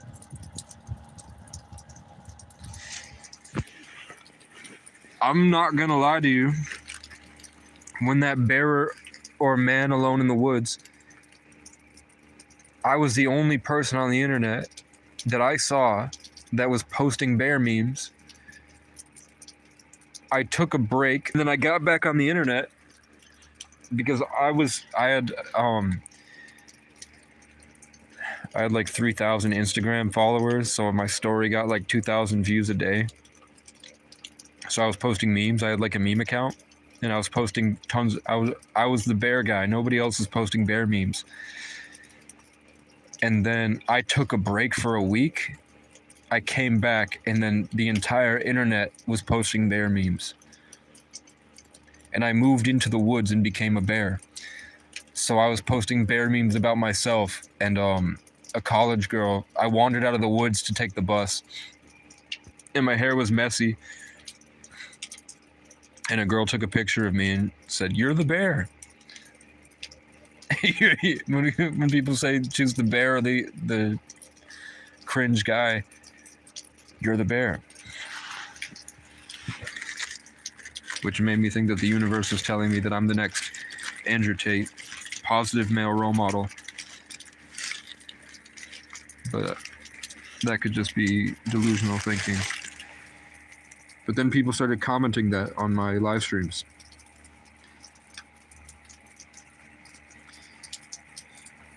And like people have so I'll sit in isolation and I'll daydream about the life that I want, and then I never get that life, but then exactly what I envision myself doing becomes a character on my screen that I watch. Like I wanted to do YouTube pranks, and then we have Kendrick Curry, and I used to wear a black hat, and now he has a black bonnet, and I had a Facebook troll account called Hugh Janus, and he goes up to people and says, "Hi, I'm Hugh Janus." And then I wanted to do stand-up comedy where I basically just blabbered nonsense and riffed. And now I was driving a Dodge Magnum that I super glued a rocket ship ornament to the dashboard. And now we have Casey Rocket. I wanted to travel around the world fucking bitches and getting money and fighting people doing MMA. And now we have the Kurt Cass Conquest, KCC. I wanted to win. I wanted to make a team that was Irish and indigenous and go to bat against the world and win. And then the Kansas City Chiefs won the Super Bowl. I wanted to have a rap group called the Kingdom of Creative Champions, the KCC. And then 30 miles from me in Burlington, the Kelly Creative Collective got signed to a major industry label, the KCC, the Kelly Creative Collective. Then I broke down and I had to go to Killington, and I worked on a mountain. And then there was the most famous person out of Vermont, other than Noah Kahn, was North Ave Jack's. And there was Jack's Games, and then you go up the road from Jack's Games, and then there's Casey's Caboose. And then you go into Casey's Caboose, and it's an Irish indigenous bar where there's a Native American war chief with a headdress statue, and he's exactly as tall as I am, and he stands exactly the way that I stand. And I thought that people say I'd stand weird with my head up, and I walk with a bounce. He was postured the same way. So I walked in and saw myself, a statue of myself, in Casey's Caboose. So when I tell you guys I think I'm in a Truman Show, and I made this YouTube channel because I thought that there's nothing else.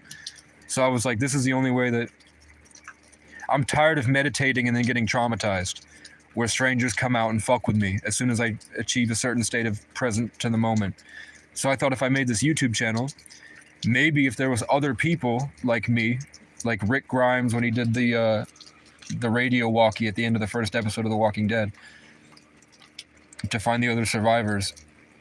I'm like, maybe that's how I'll find my audience. But what I found is that all the people that were tormenting me in my life, obsessively stalk me here. A lot of my views are just narcissists that need someone to beat their ass, and they need to get their phone taken away, and they need to be alone in the woods by themselves for years. It's going to take them like 10. The only way for my mom to save her life is to lose all sense of technology and go out in the forest. She has to disintegrate everything that technology has embedded, or else. And I just hate her. She lost me. She'll never get me back. She's going to die alone. Her only son doesn't want it. Well, I'm never going to want to hang out with her. I love her to death, but she lost me. My mom has done too much to me, and she's too far gone. She's a projecting narcissist. She plays stupid power games, and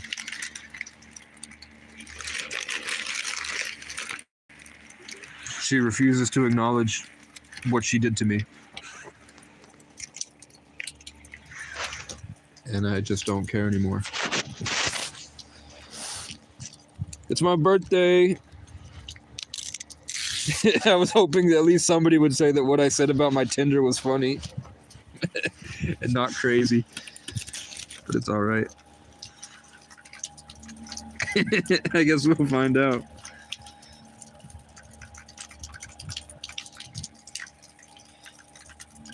Beautiful Colombian women. Beautiful Colombian woman.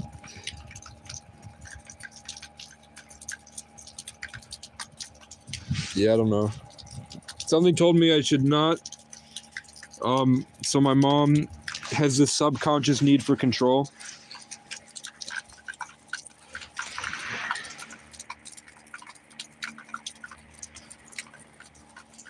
And she has I guess she has a lot of trauma.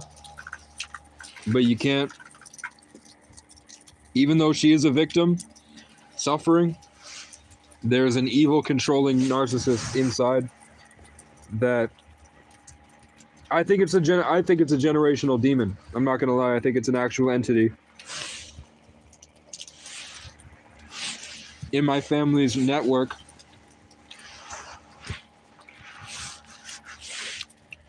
And I think that thing is controlling them.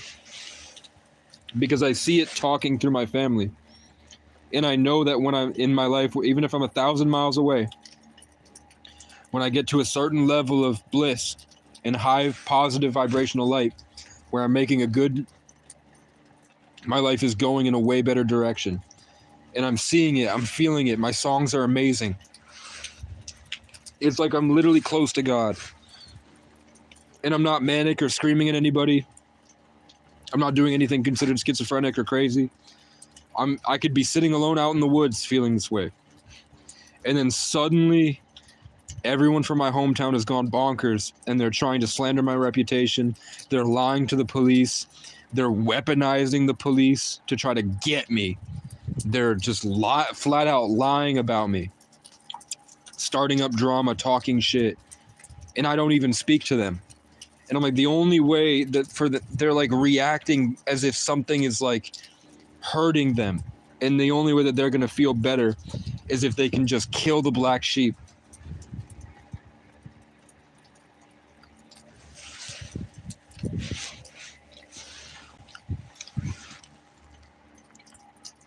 And then I left them behind. And then I came back, and it was like everyone I loved is gone. And it was like that darkness was just using them. And I slowly watched them like,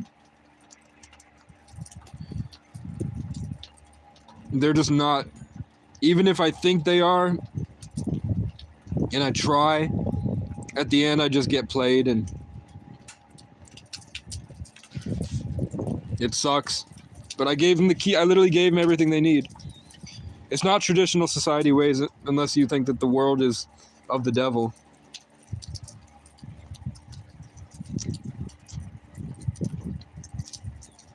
But yeah, social conditioning is a part of it.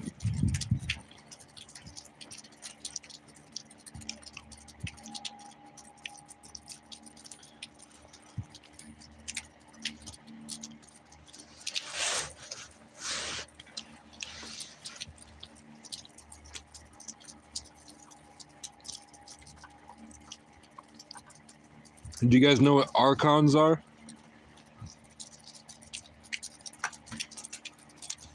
Archon.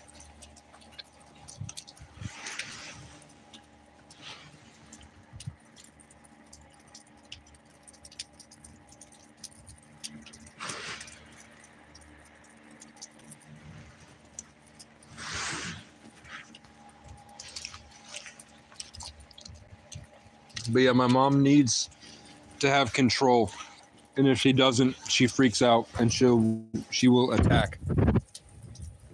And she's extremely jealous of my YouTube for some reason. Like every time I hit a milestone this year, suddenly my mom is showing up and trying to slander me on the internet. Just like going on my hometown page and talking shit about me. She will go to a therapist and like scream, he needs help, he's schizophrenic, he needs help. And I talk to my therapist, and my therapist is just like, no, you're just smart. So I'm like, is my mom just a retard?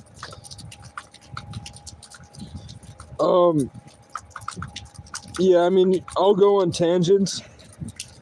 I try to hammer it in. I just have a practice that worked really well for me. I got everything I wanted out of life several times with it. It's just hard work and faith at a foundational level. Hard work, faith, growth over consistency, having simple practices that you can work on every day that you know is going to steer your life in a better direction, and just make sure you're constantly orienting towards your goals. And then you can play around with like focusing on the outcome, not focusing on the outcome. Manifestation stuff. Your son might like delivering pizzas or DoorDash, or just saving money and then going on long car rides. Everyone needs a creative outlet, or else they go crazy because I don't know if he has a girlfriend, he has no outlet. Life is about storing up a bunch of information and then sharing it. That's all nature is fertility. Like the god of the wild, Cernanos. CERN. Baphomet.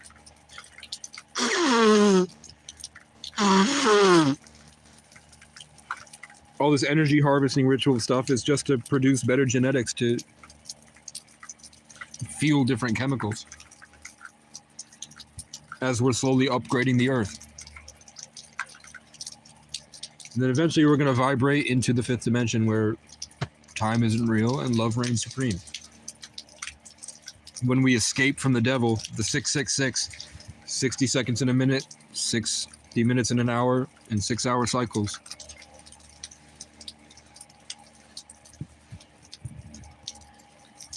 So time is enslaving us right now because life is linear.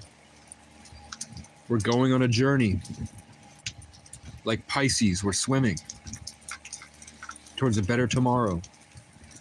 And we have to have hope, and we have to believe in God. Like Pisces are the believers. Don't stop believing. But eventually we're pretty much in Aquarius. And Aquarius is that we are now beyond that.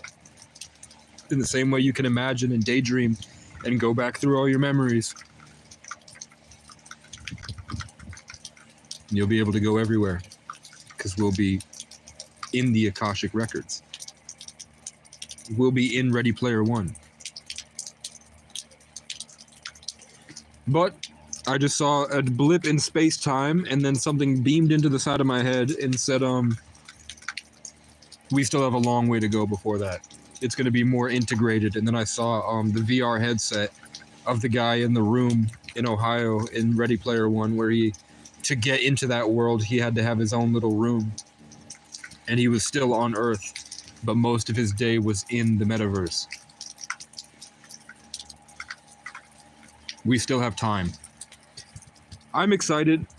I chose not to go to college and do all this stuff because I wanted to see, personally, part of the reason I chose this journey was because I know at some point there's going to be wingsuits and flying cars. There's going to be, our DNA will be like full of plastic. The world will be unrecognizable to the way that it is now. So I chose to try to travel it and live simply like a nomad, like a cowboy, living in a tent and traveling around smoking tobacco, hanging out outside. I've tried to fish. So I had a friend that was a Navajo. He was an East LA gangbanger, and he was almost full-blooded indigenous as well, Mexican indigenous. So that's a crazy life he lived, and he spent 10 years traveling homeless with his dogs. Whether he was real or not. Because I did find, like, the place I broke down was right next to a road named after his name. He was watching the Ninja Turtles when I met him, right at the moment where Casey Jones introduces himself as, "Hi, I'm Casey." I showed up and said, "Hey, I'm Casey." So he was like, "What the fuck?" And then his dogs were coincidentally named after Irish gods. And he's this Mohican warrior that traveled around fighting people as an East LA Mexican gangbanger, indigenous, lived with the Navajo. But his name turned out to be, it's Scandinavian for a warrior, for a Scandinavian god turtle. And then the last time I saw him, a girl that looks just like my ex-girlfriend who joined the army, and this girl was in army uniform, but it wasn't her. So it was someone that looked a lot like her, but wasn't her, showed up and gave him a coat with a turtle shell. And then I brought him to New York, and I never saw him again. But then 6 months later, I break down, and I'm on the road named after him. So the same name as his name, I'm on that road. And I'm basically living his life. Like, I got a sneak peek at my own life through that guy. Right when I'm on his road, like, now I'm the traveling homeless guy that has to listen to the Native American music to heal his traumas.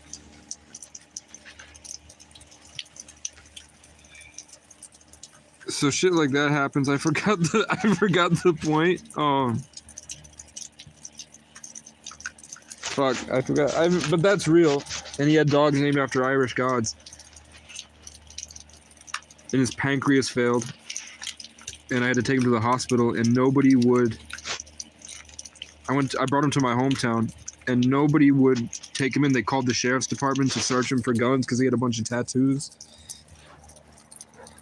Oh, I was talking about living this life, I guess.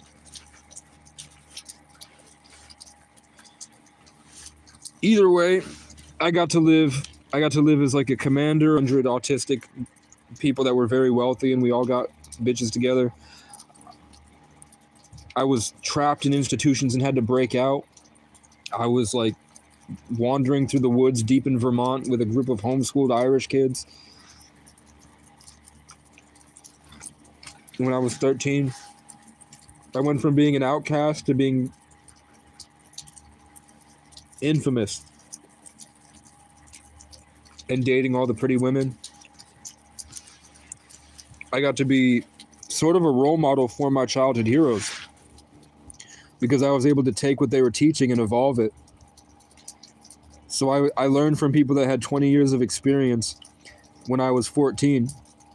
So I got to meet those people this year and show them what I became with an added 10 years of experience onto what they already showed me. And we were pretty close to the same level, but he had a lot more skills, but I had a lot more energy, I think, a lot more presence.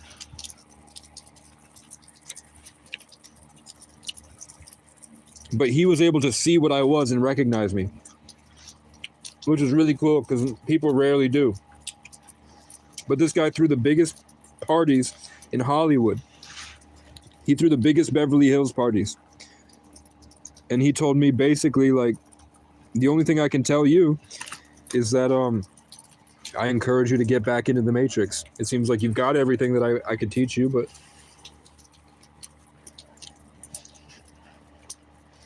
you're spending too much time out in the woods. And I'm like, that's a really stupid thing to say. I didn't say it, but I thought it.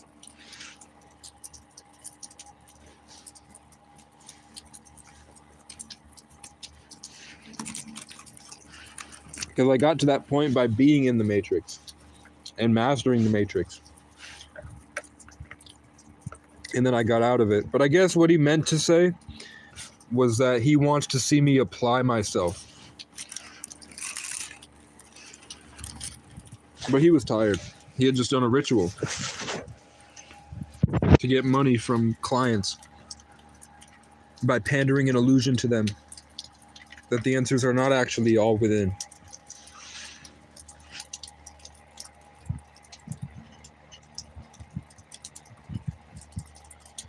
But it is what it is.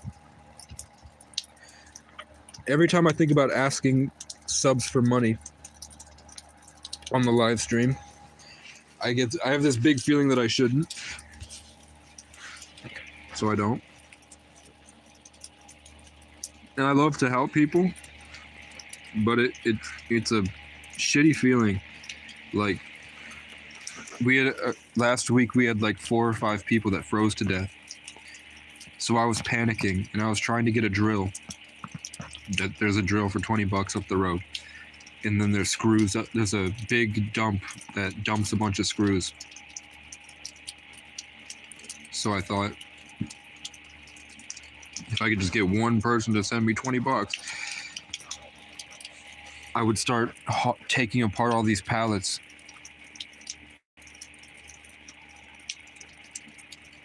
And I would build shelters, and then I would go out and find these people and bring them all here, and then they would survive. And then nobody sent any money. I tried, and then a lot of, like, 4 people died. So that sucks. Yeah, I post them. My lives are like my best content, because the universe works with me while I'm live. There's not really many people that are doing this. I'm not finding anybody that's I'm really proud of the level of art that I've gotten to. Like, if you go back through my lives, there's a lot of, like, I was going through shit. I was in a storm.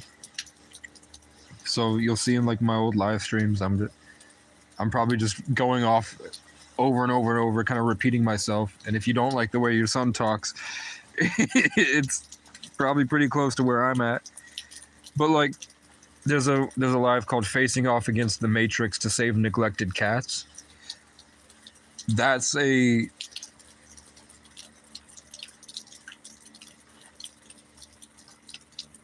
It's proof that my intuition is working, and I really do have a connection to an undercurrent of reality that other people aren't aware of.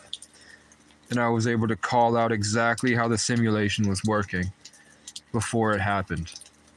And I showed you as it happened. And I also showed you other components about the simulation that many people don't realize. And there was a moral to the story. It was a movie. It was art at the same time at a higher level. It was a beautiful story that teaches a lesson through it and shows off the Wild East. And it was exactly what I wanted. So it just shows off creation and the creator. And maybe it was my creation. Maybe my oversoul made it. Well, either way, I know nobody can sit through and watch 200 hours of YouTube live streams to be able to extrapolate the hidden themes. I think an alien could, or an AI could, but at some point I'd probably try to edit it down, or I'd pay an editor. I'm still offering to pay an editor. I have about $200 I'm trying to save. I bought McDonald's for my birthday. But yeah, it's up to you, right? Doesn't the Bible say, like, what happens to the people that don't strive for God in the Bible? What do all the different religions say about the people that don't try to figure out the theory of the universe? And they just kind of settle into a mediocre life. I forgot which one is, because there's, like, Icarus flies too close to the sun. But do they actually value the people that don't more because they're humble like sheep? Or do you have to escape into the infinite and figure out how everything works and come to the true realization of knowing thyself and becoming your most authentic version? Which is, there's I don't know how they measure authenticity, But there's a study that I can't link, but I would link if this was a YouTube video, that says that the electromagnetic energy that comes out of our hearts and our bodies, the literal energy we produce from our will, is love is like 100 times more powerful than our brain, our hearts. But there's this thing where we step into full authenticity, where all of our barriers are broken and we're living in like full momentum, and it's like 1,000 times greater than love. So there's like a state of consciousness human beings can get to when they like this, like the oldest form of literature we have is the Sumerian the Emerald Tablets by Thoth, and the Sumerian tablets, and that's from Atlantis, which is probably a city that's underwater, and that's probably where the aliens are coming from. When they said Atlantis sunk, it probably means that there's an underwater city full of alien people that are extraterrestrials. They're from an extra bit of land that's probably underwater. In the Atlantic Ocean is probably where Atlantis is. But there's Thoth the Atlantean. There's a level of science that we don't have a way to access, and they left behind literature in tablets inscribed that is a scientific process that we can't replicate currently, unless they're lying about that. But it says that the most important thing about life is to know thyself. And there's a literal, science can measure it now. When people know thyself and they step into full authenticity, it's 1,000 times more powerful energetically than love. Just loving somebody and having like care for somebody else, which they were saying was the most powerful. When you step into that authenticity, that's when I think that everyone is like, right now we have to, I think that's the age of Aquarius, where we all know thyself at once, and that produces the trumpets, the high vibrational ring, the roar of the Lion of Judah, where we all become our true self. And then we escape Satan. We beat Satan. We beat time. And then Christ consciousness rises, and we live in the age of Aquarius. I think. And that's hard. It takes a lot of accountability. But I think that, I mean, I'm telling you, I'm like, hopefully we're at the point where do you hear it? Do you hear it?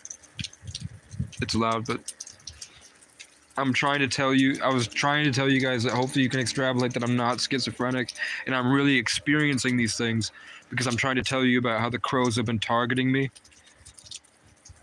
And when the crows come, I feel demonic presences, and I hear and see like literal shadow monsters that attack me. And then, as I was saying that, a crow just went off, and there's a crow just like sitting over there that started screaming.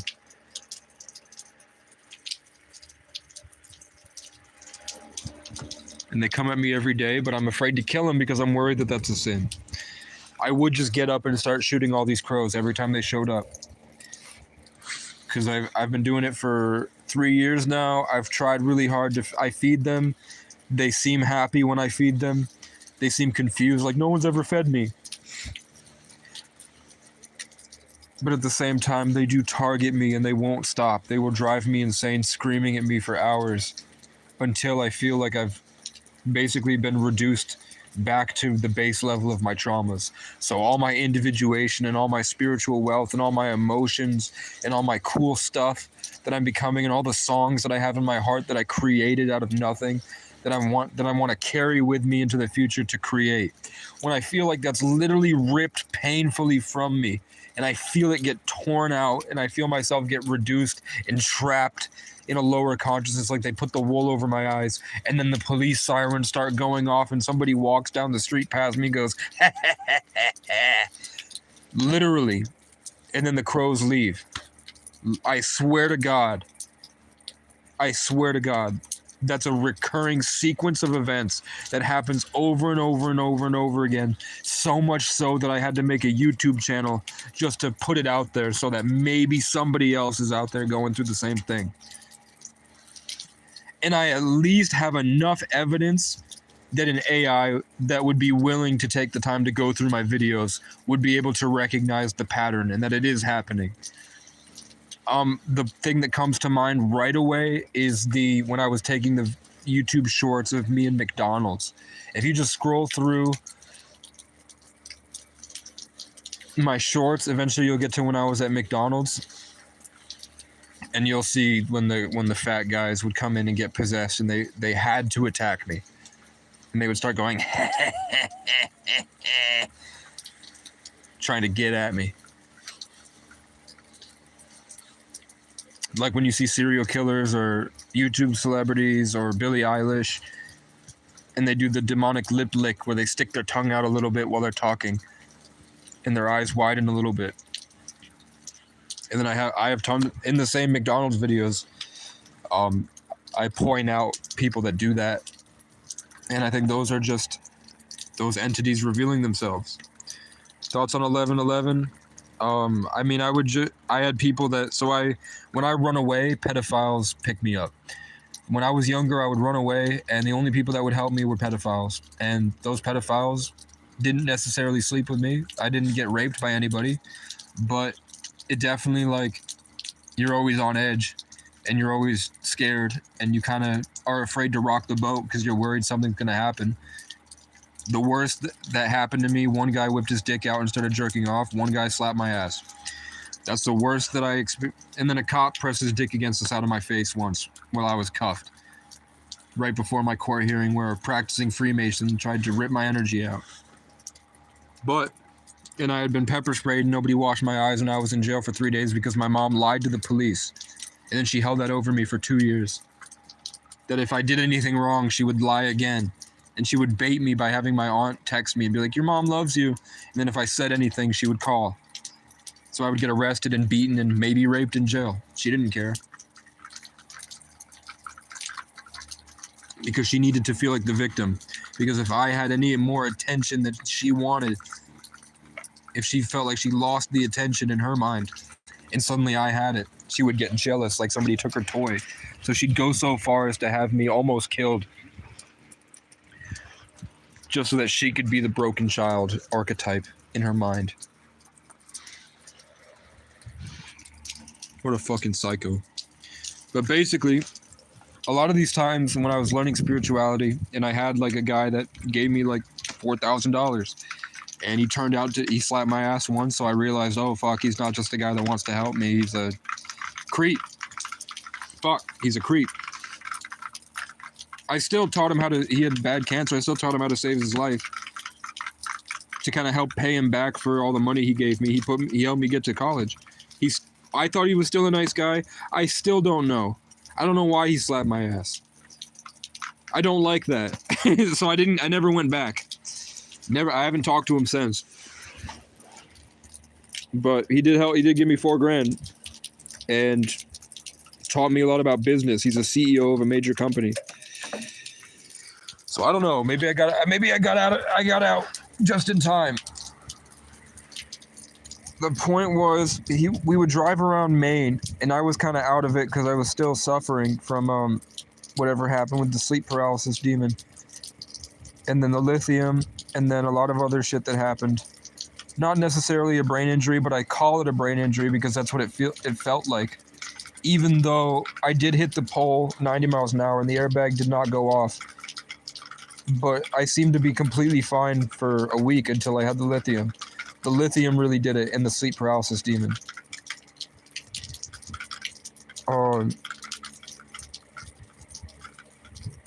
But everywhere I'd go, there would be cars that would drive in front of us, and they would slow down. And eventually I started noticing the license plates, because I had this weird feeling that nothing was real. But back then I'm still smart, so I'm like, okay, this is just I'm still trying to uncover the universe because I'm unsure now that I've been broken because of what happened to me. I'm always going to be like unsure about reality. So I just started entertaining the thought that maybe there's something more going on. You know, like waking up more and more, waking up to like what I was seeing. Because everybody in 2019, 2020, synchronicity was everywhere. Everybody was talking about synchronicity and simulation theory.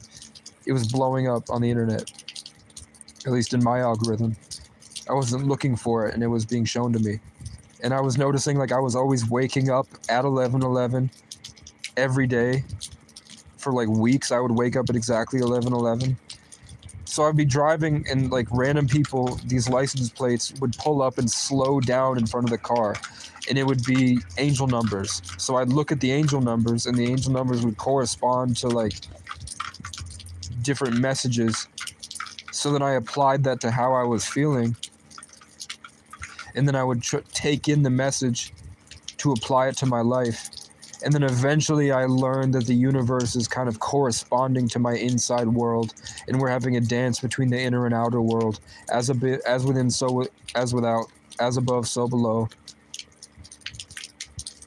The golden spiral, the Milky Way.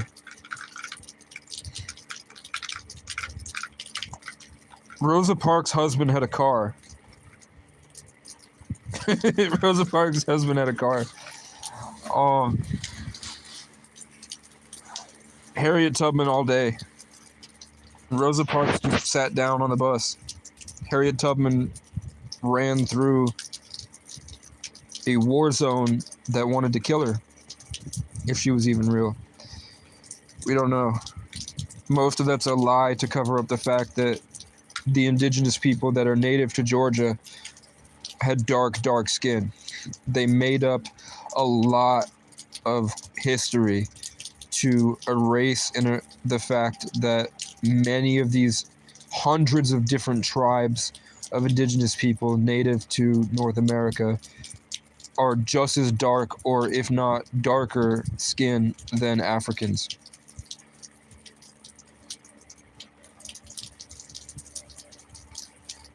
And we're starting to think that those are the Moor people, the Moorish from... See, that's my mom coming through. I am an empath. I don't know how to kill her spiritually. I don't know how to set... Like, I try to set boundaries, and they find their way to wiggle in more. They're disgusting. It's demonic. It's demonic. They try to get in your head. And I find myself, the more that I talk... When I'm in meditation, I can come back slowly. It's getting harder now that I've been eating a lot more, but today's the first day. I have a plan for that, for content.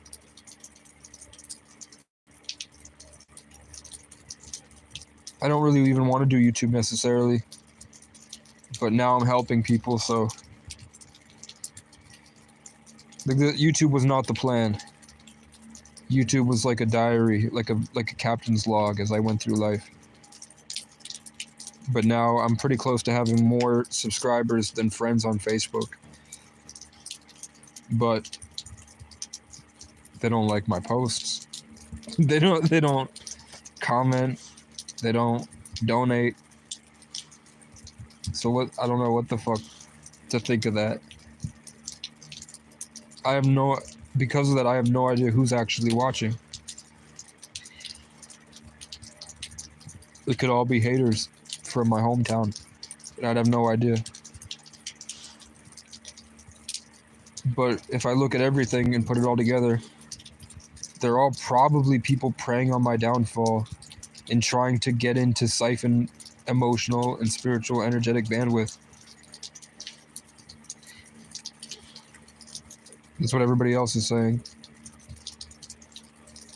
Like, even Smosh admits that most of their content is thriving because they do like a smaller version of pagan rituals to do rituals. It's like every video is like a ceremony. Just like 1 hour of delving into Freemasonic texts, and you can see that like everything you see on the internet is a type of Masonic ritual.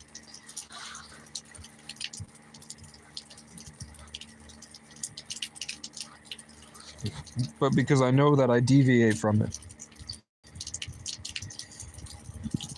So, now that I know it, I know when the NPCs around me start to try to set one up.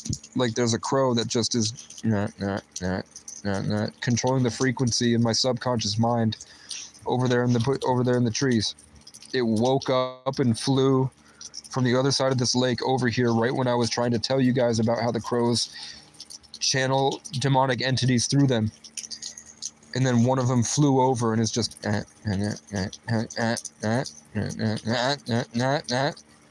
attacking my subconscious. Whether you believe it or not, if you spend long enough outside, I guarantee you it'll happen if you're a chosen one. If you're striving for more in life, you'll figure it out eventually. And maybe these videos will be like the building blocks that come through the ether to remind you that you're not alone and you're not crazy. Today is my fucking birthday. It's 3:43. What do I want to do? I don't know. Yesterday, I tried to meditate all day, and every time that I got to a certain state of consciousness where I felt more in control of myself and I started to take my power back from the people that traumatized me, the police, a cop showed up and blared the siren. I have it on recording. I have 2 shorts I haven't posted of me pulling my phone out and recording that there's a cop that showed up right when I started to do a take my power back meditation, a cord cutting ritual, and the guy that did it showed up and blared the siren until I felt attacked. Like something piloting him tried to stop me. Or it's not even real and it's a simulation and he popped up. Or the CIA are down the road and they know that that's one of my triggers and they flew a drone with a siren above me. And I couldn't tell the difference because I was locked in the tent. I have no idea. I'm not saying it's either or, but I can tell you that it's responsive to my inner world. So how I'm feeling and the things I'm using my mind to do spiritually seems to have obvious negative effects on the outside. So the more I try to bring my power in and bring all the positivity to myself, not to seem like that, I know that sounds selfish, so it would be kind of, I would see in my outer world a negative response because I'm trying to hoard positivity. But it's just to make my songs and to be myself.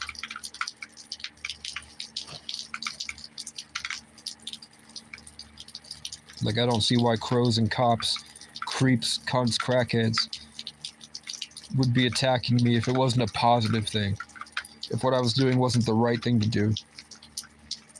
Because sometimes I'll think, maybe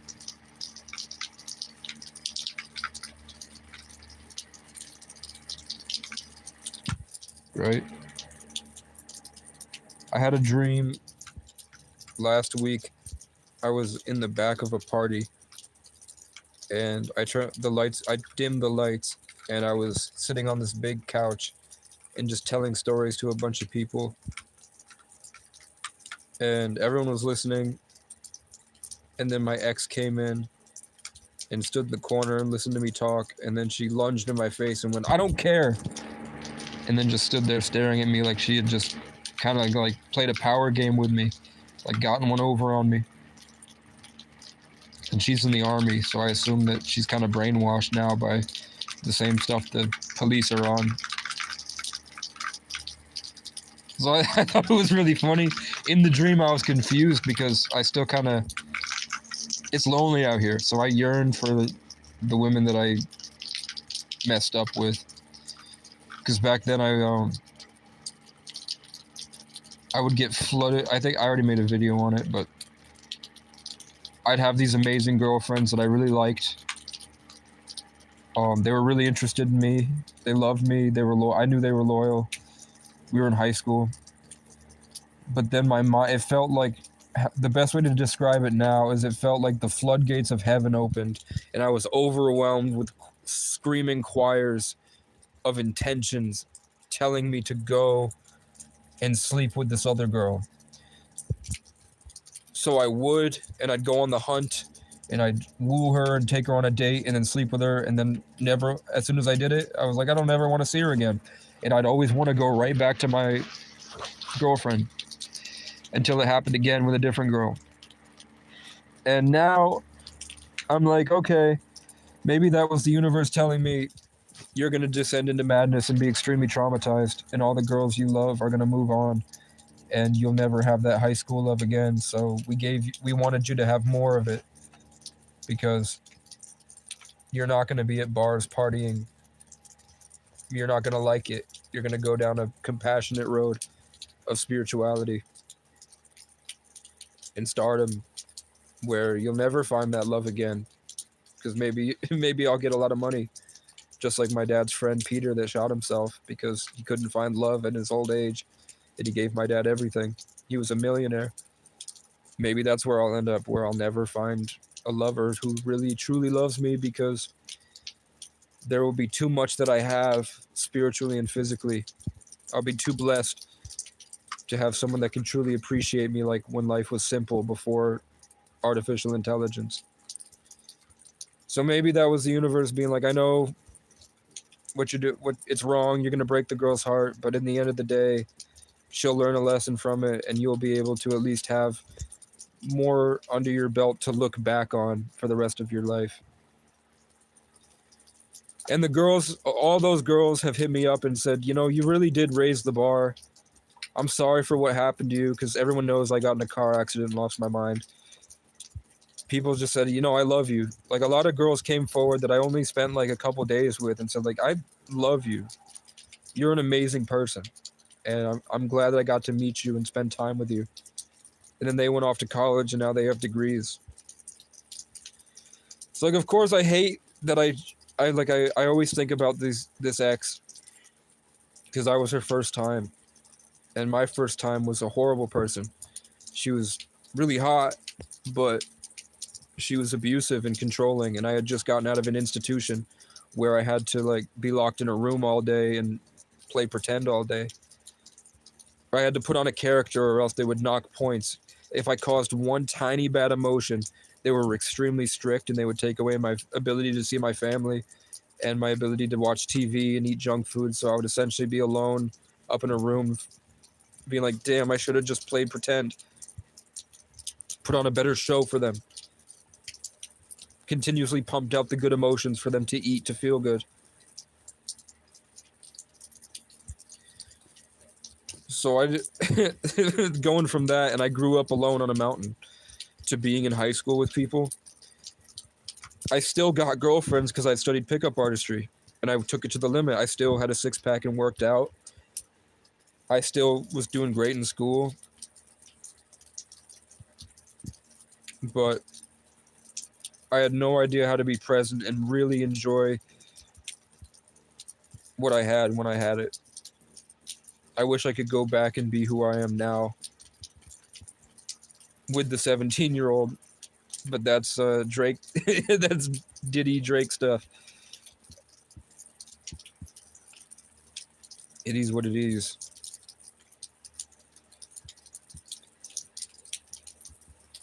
So I just have to get up, and that's why I used to be like lonely and obsessing about girls and yearning for it. Like every day I'm like, I need to work out. I need to go to the gym. I need to go eat better. I need to do this so that I can be a better version of myself, to eventually get a girlfriend, get money, get a car, get a watch, get clothes, start making songs, get YouTube channel, get better content, become a film star, movie star, maybe do porn, do OnlyFans, travel around the world, do crypto, and grow an empire, and then eventually take over. And I was set to do all that, and that probably would have come very naturally to me if I hadn't gone down this road. But I chose this road instead, and this road to me is way more fulfilling, way simpler. Every day of my life is more enjoyable, even if I'm not really pushing out of my comfort zone. But I don't know, it's hard to see myself as a CEO or in like a penthouse in New York, and being able to sit at the same way that I'm sitting out in the tent and drinking this orange juice, cold and alone. And I love it so much.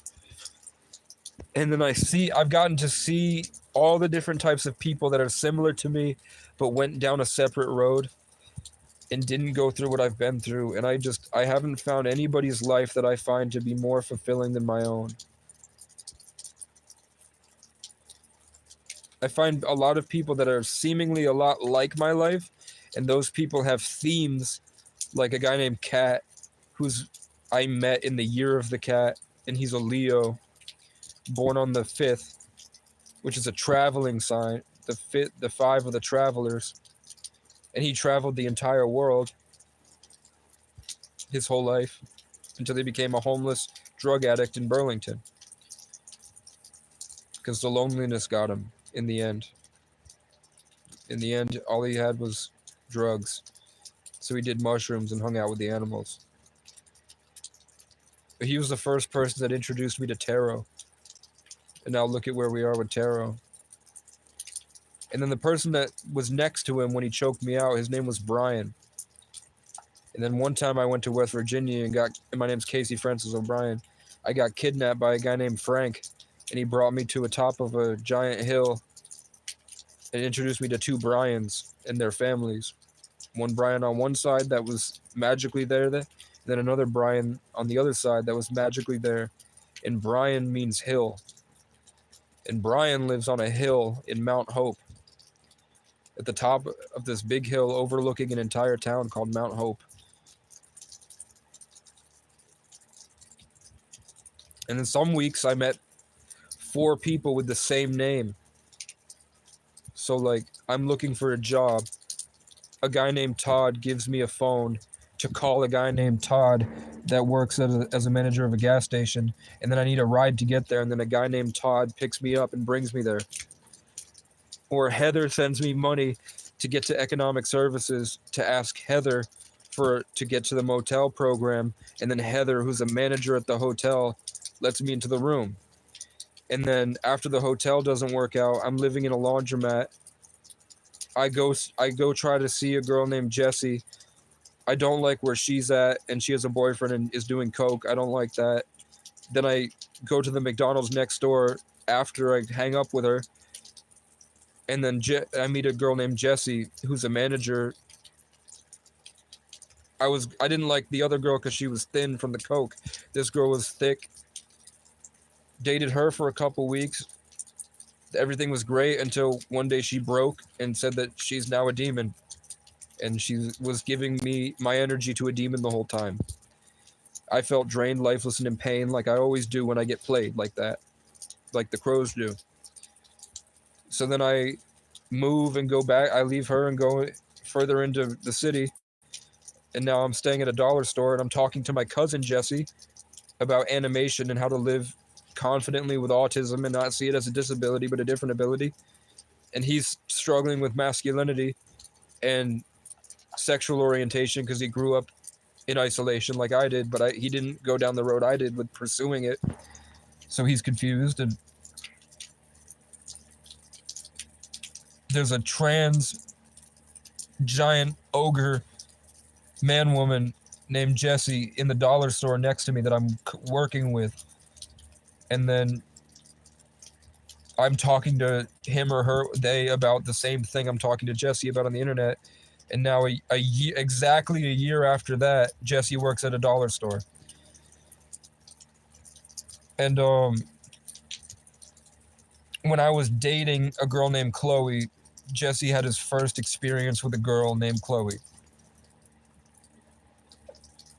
And a lot of those are called motifs that build up into a theme to support a narrative. So those building blocks, those names that have followed me my whole life, and I have years of these experiences, teach me about, yeah,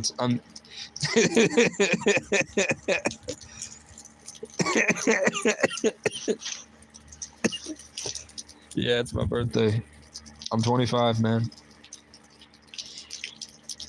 I'm 25 and I'm sick. It's almost 4 in the morning. Yeah, so I have tons of that. Sean's, John's, Vincent's, Gary's, Vicky's, Chloe's, Melissa's, Ariana's, Seth's. Who else? I bet there's people in this chat. It was just Juliet. Lindsay's, not really. Not really, but Sean's, definitely Shauna's. Tom's, Frank's. Also, the first episode of Shameless I ever saw. The first episode of Shameless I ever saw was in season 1 when Gary lost his son Casey and he went to live with the Shameless people and they had to get him back so they didn't get arrested and get Casey back to Gary. And my dad's name is Gary and I'm Casey. And I was taken from my father and lived with an Irish family instead. It is 3:58 where I'm at. Where the fuck are you, Bruce? In the middle of the Atlantic Ocean? What the... What, are you in Atlantis? You're in the Caribbean, Bruce? Do you live in the Caribbean or are you on vacation?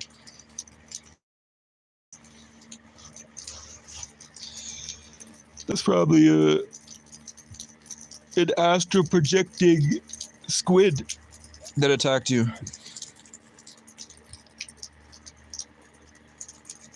What the fuck? Is the Caribbean a separate country or is it a U.S. territory? I thought the Caribbean was a set of islands and not... I didn't know if that was one nation or if that's just a way to describe like Puerto Rico and Haiti and the Dominican Republic.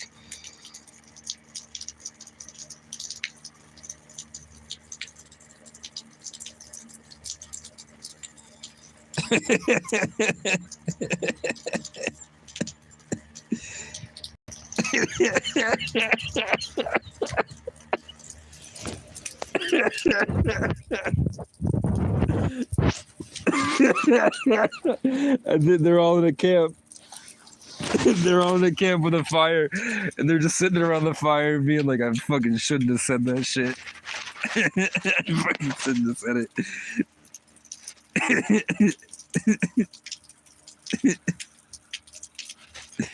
Still muted the Larry. Larry's on a horse on the other side of the wall, just walking around in circles, shouting up at the wall.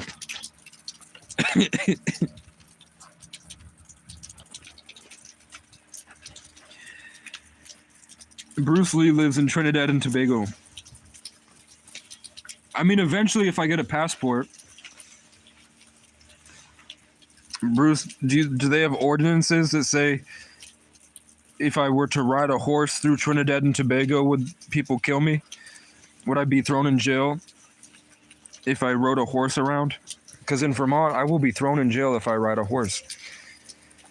If I had a horse strewn up right here, there would be cops here within minutes, and they would probably find a way to kill my horse, and they would throw me in jail.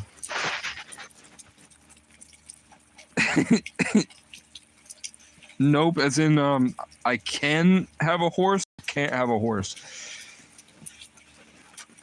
Because I'm looking for another country to go to at some point that I can have a horse and animals that I can't have in the US.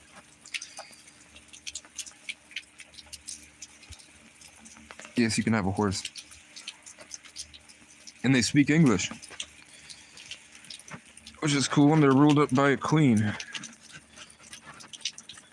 Beautiful black queen. They seriously wish horse riding upon you for meeting Larry. That's good. That sounds like you're very happy that Larry was muted.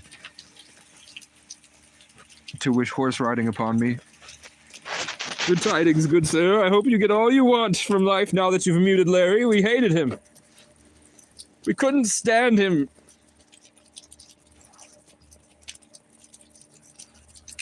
I think Larry just kept talking about being afraid of Larry and that there was going to be an army of Ethans.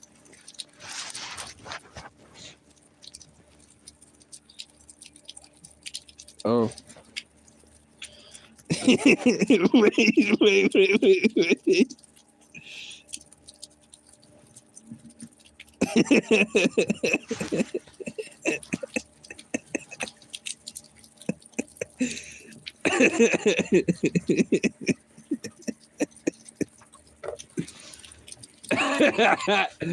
Larry. Trinidad and Tobago. My dad lives in Winnebago. Can anyone tell me where Cotton Eye Joe went? I'm still caught up on where he came from. Those smell amazing. Thank you for the roses. Those smell amazing. Those smell amazing. Wow. Enough of those and I might get back to my own universe.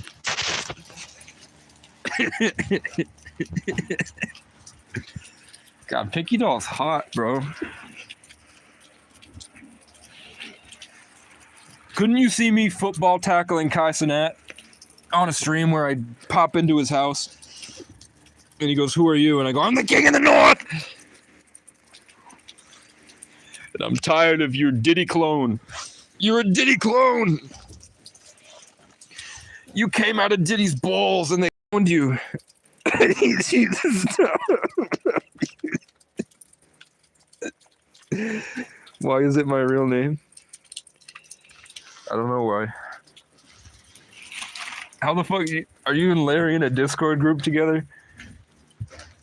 Are you Larry's brother? How do you know Larry? How do you know the one we call Larry?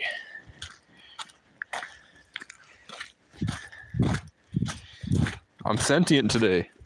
I'm not just rambling in circles. I was on a linear path for the whole conversation. I made points and I addressed points and I supported my points.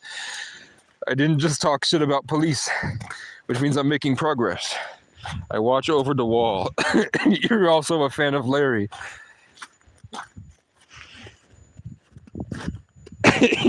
You're the messenger. You're the ranger that I send, the scout I send out to commune with the banished. There's a lot of them. I don't know if they all get together. You're gonna have to fry my mom on a rotisserie. At one point I'm gonna send that whale over the wall and she's gonna fall and make a big crater. And you're gonna have to pick up all the pieces and roast them on a spit to survive.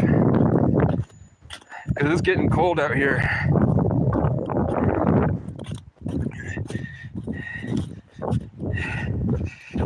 Who's the other one? There was a lot of them. Lil Mule. Bring me a little mule. Bring me a little mule. I have my Game of Thrones cloak in my tent. I would never do after pigs. Bring me a little mule. Bring me some gabagool.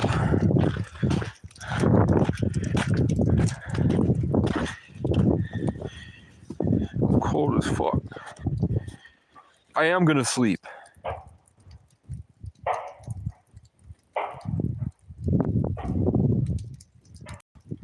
What the fuck is that? There should be nobody here. I don't know what those bangs are or where they're coming from. It sounds like gunshots. Did you guys pick that up on the audio?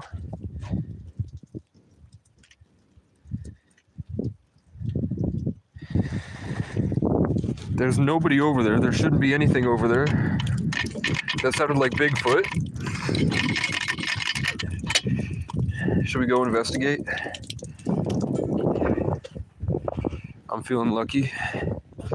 I suddenly have to shit. You guys ready? I don't know if you heard it. Alright. Gabagool.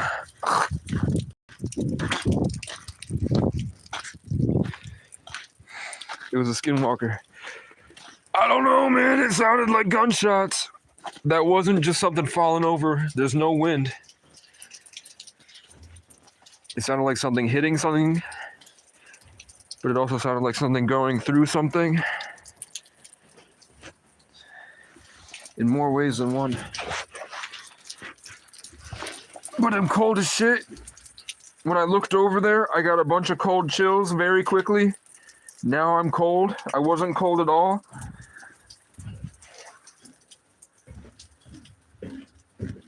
So that's confusing and it's freaky. Come back to the fire. I can't because people are showing up. I have to.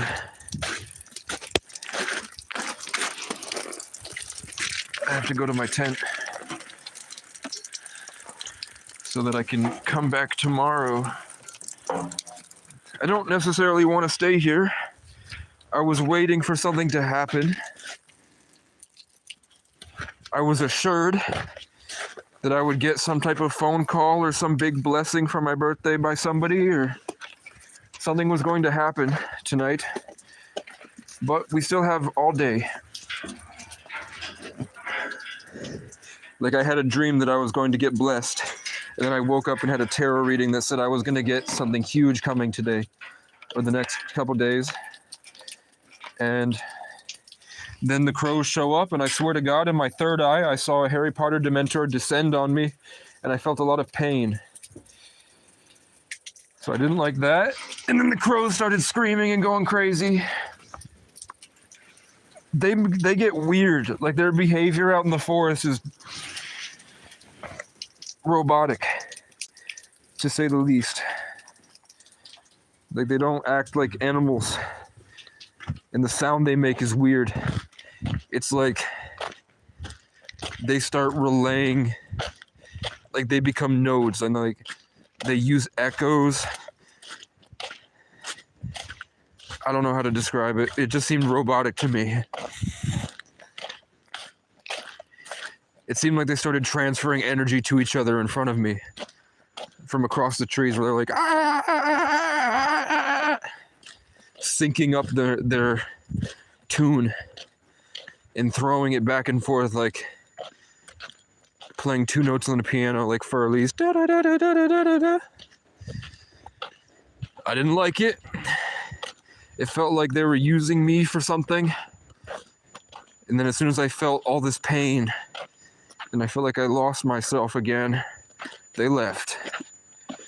And I was left to sit there cold and confused. Which is why I now have ammunition for my rifle. Because soon, I'm gonna get them. I'm gonna start icing these mofos. Who's Chips? What's your guys' favorite YouTuber? Happy birthday, young god. This happens. It has happened. Who's Chips?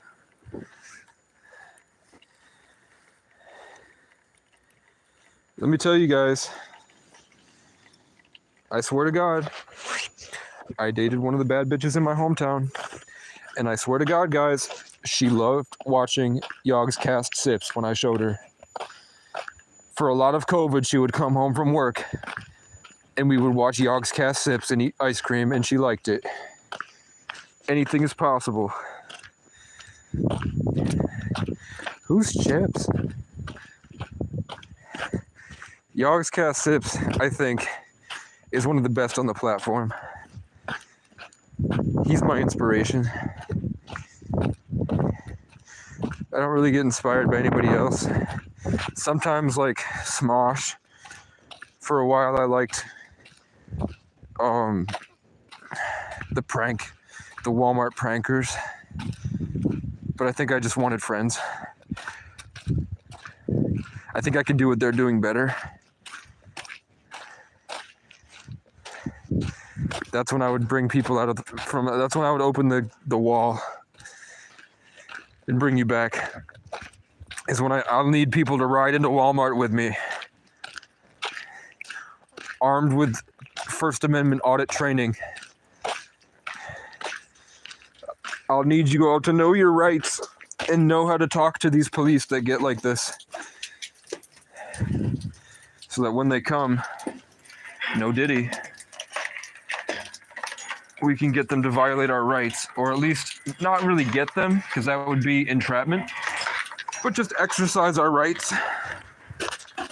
And then when they're upset that their power games no longer work because we are educated and they come to hurt us, we have it all on video and we can go right to the select board or the attorney general and a civil suit lawyer.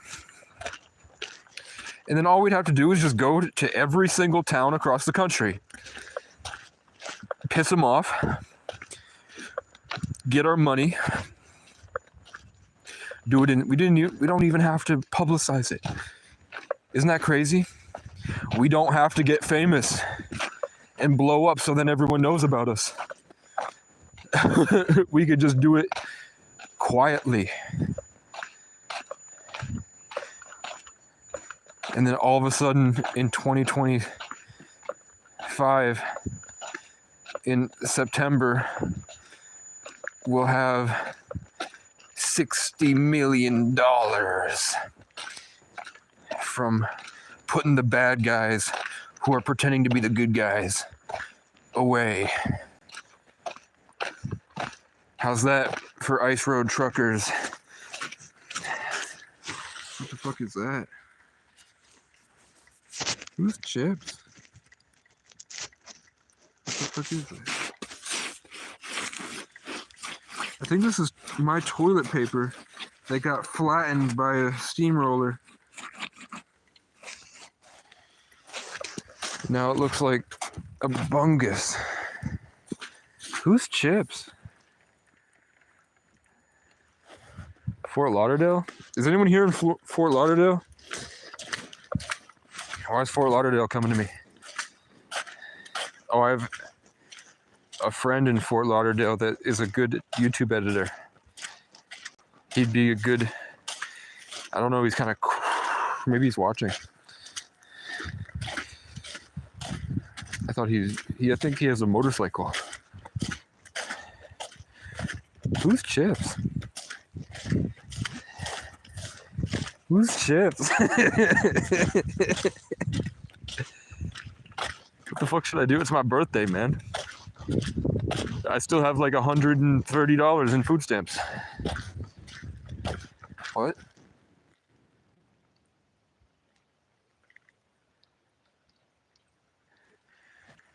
Come on, man. Let me live in my delusion. I hear noises in the background in the forest every time I start talking.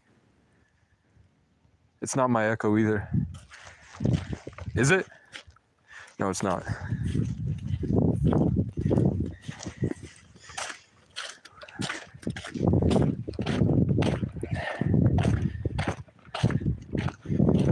Another successful stream.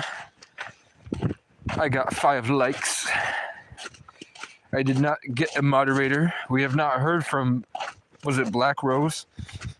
Who was my mod this summer? She modded me for a whole 2.5 streams, I think. What the hell? Who's Chips? Okay. Who? Can anyone tell me where babies come from? No one would tell me in the institutions. If I was an NPC, those smell amazing. Thank you for the roses. Hi. I'm the king of the north! Can anyone tell me where babies come from? No one would tell me in the institutions. Those smell alright. Who's Chips?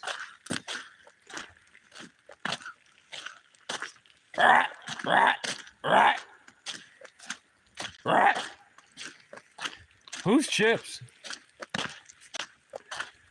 There's only one other homeless guy, and he lives up there. He's a fucking twat.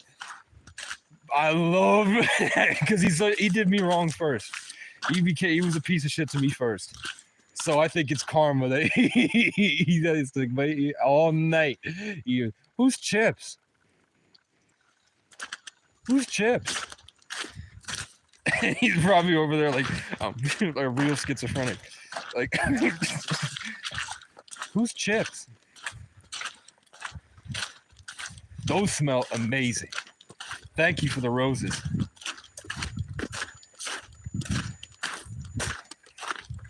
Who's Chips? There would have been. Fuck Larry. Larry said a bunch of shit. He said a bunch. He was a Ethan loyalist. Ethan is my op. And he kept coming and being like, the Ethans are gonna take over your country. The Ethans are gonna get you. They're everywhere and they're all powerful. And I'm like, I don't want that type of energy, man. Who the fuck cares about Ethan? There's not. Is there even an Ethan in the Alvin and the Chipmunks movie? I don't think so. I'd rather a Simon than Ethan. If I were to choose an English name, I'd rather a Theodore. Theo is way better than an Ethan. I've also never met an Ethan that wasn't an Earth sign. Ain't that crazy? I also know a lot of bad Ethans. Never met an Ethan I was a fan of. So for Larry to be such an avid Ethan supporter makes me feel like he might be a detriment to the movement. And then he told me, I'm actually crows. And then he said something like, you're afraid of the stew. And I said, I'm not running away from any stews. If there were a stew approaching me in the middle of the night, I don't think I would move. I don't think I would be that affected. Unless it was a Stewart. Are you referring to the mouse? Because there's one in my house. I can confirm that I'm not afraid of the stew. He actually lives with me. We know he had a plane. I'm not sure where he was in 9/11. But I know he's currently here in my house, eating my burger-flavored chips. Whose chips? My chips, bitch. I'm going to show you guys my birthday present. You wouldn't be affected by the stew? I don't think so. I think the stew is affected by me. I think the stew should be afraid of me. If I'm being honest with y'all. I think the stew's got a lot coming. The stew better train. I think if I saw a stew out here, it would cross to the other side of the street. But that's just me. And one of these days, we're going to figure out what happened to Cotton Eye Joe. He might have got sleepy. Who's Chips? Come on, bitch. I think Cotton Eye Joe got married a long time ago. I think he came back sleepy. And I think Cotton Eye Joe just bombed the shit out of Ukraine. And good thing I am considered disabled, because now you're all gonna have to go to war for me, whether you like it or not. If we go to war, I'm gonna continue to eat my food stamps. Card and all, I'm just gonna shove the card down. Who's Chips?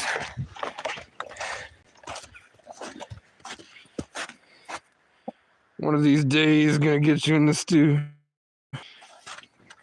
Dude, I had one, but the police took it. I had an entire studio, but then my car broke down in a sundown town, and I had to escape by sheer will, and I didn't want to go to any cities. Imagine where my life would have been if I chose to go to Lebanon and Hanover. Okay, there is an animal out here.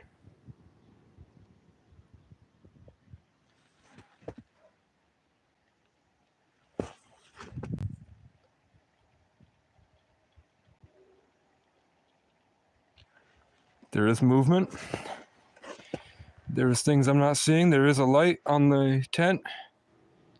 I see a reflection of something on the tent. I don't like whatever that is. I'm hoping that it's part of the tent. I'm going to leave the stuff here and go get my blankets. I hear movement behind me. I'm glad people are here. Seth Adams. Shit always gets freaky in the nighttime. No diddy. So I'm going to take a piss, and we're going to see what happens. I pray it all goes well. I'm going to sign my name in the snow. It's yellow. So if you hear that noise from the darkness, there's nobody over there. I'm thinking that it's snow coming off the roof and it's hitting something that's hollow on the inside. So when the snow smacks the top, it makes the bow, bow, bow. But over here, there was definitely a large animal that could be a bear or a deer. It was not small enough or big enough to be, it was too big to be a raccoon. So something ran down that hill. No diddy. And now I'm 25 years old, guys. What the fuck am I doing? I'm 25. At this point, I am closer to 30 than I am 20. Even though time isn't real and it's speeding up. So I'm most likely like 10,000 at least. No diddy. Who's Chips? Okay, those smell amazing. Let's go. If you guys were here, I'd have you training with a bow. Isn't Larry like, do you get, yo, dude, do you know who Long Neck is? Sorry to be such a raging piece of shit, but can you bear with me for a sec? Just entertain me real quick and let me know if the people beyond the wall know who Long Neck is. Do you guys know who Long Neck is? Seth Adams is 22. Seth Adams, aren't you a 33 life path?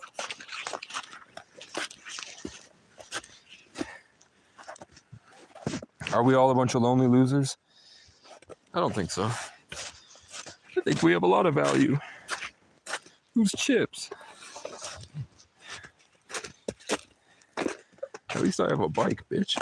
I don't have hose, but I have a hose. And over here's my second hoe. My second hose. Okay. Who's Chips? There's a tool set for 150 I want to buy. I don't see any eyes of the bear.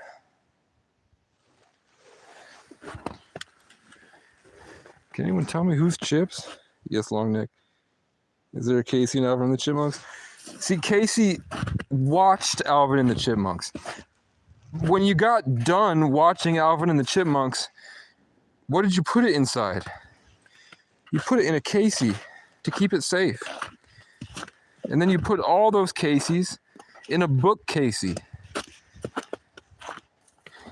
Just like in that, in the live stream Exalted, where I showed you all the different books that had all the different themes of the life that I just lived. Outside my courthouse, where me and a character that I met went to war against the small town, and he stood up for me. Whereas my lawyer at the start of my journey and the judge were sort of against me. Like, things were not going well. I was there for 2 years. I've been going to court there for 2 years. this lawyer really stood up for me and helped. And then the judge here was a nice, seemingly nice woman, still brainwashed, but the judge down there is a practicing Freemason that lets pedophiles go. He gave a state trooper that was guilty of raping a 10-year-old girl for 6 years. He raped a 10-year-old girl until she was 16.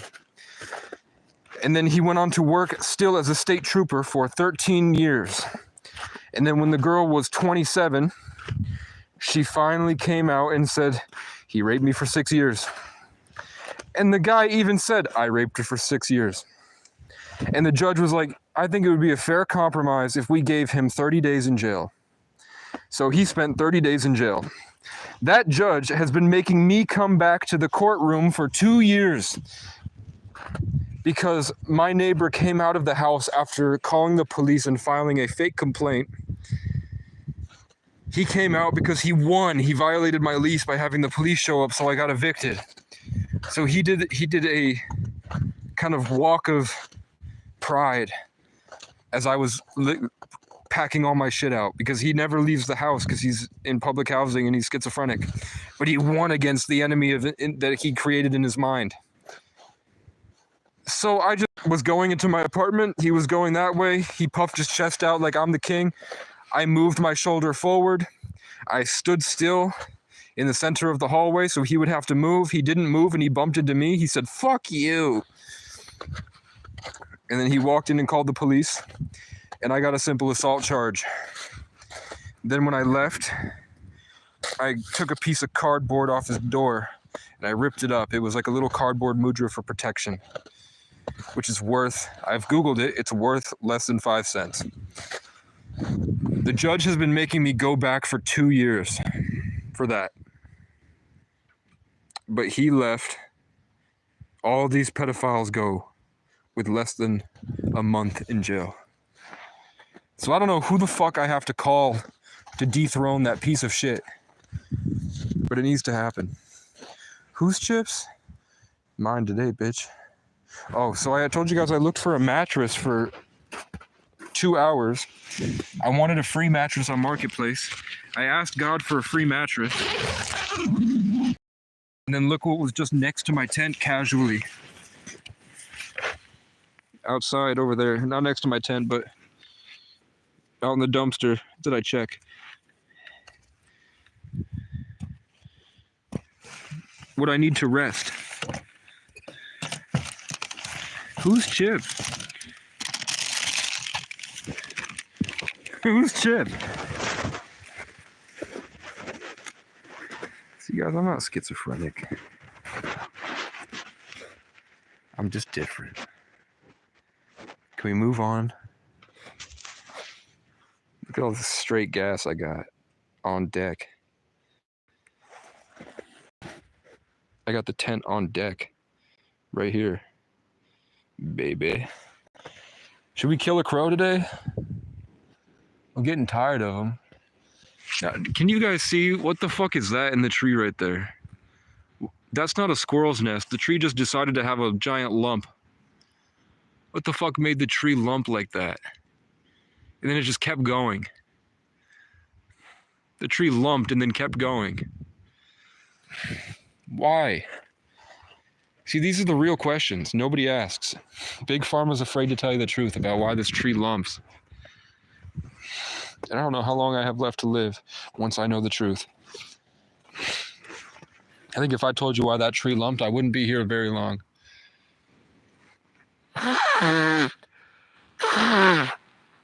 But I get pretty close and then I get a strike. I've got 2 strikes and they appealed both strikes, but they let me know they're watching. They know I know about the lumps in the trees. A lot of people think they're the bee's knees. And they're really full of shit. And they can suck on these.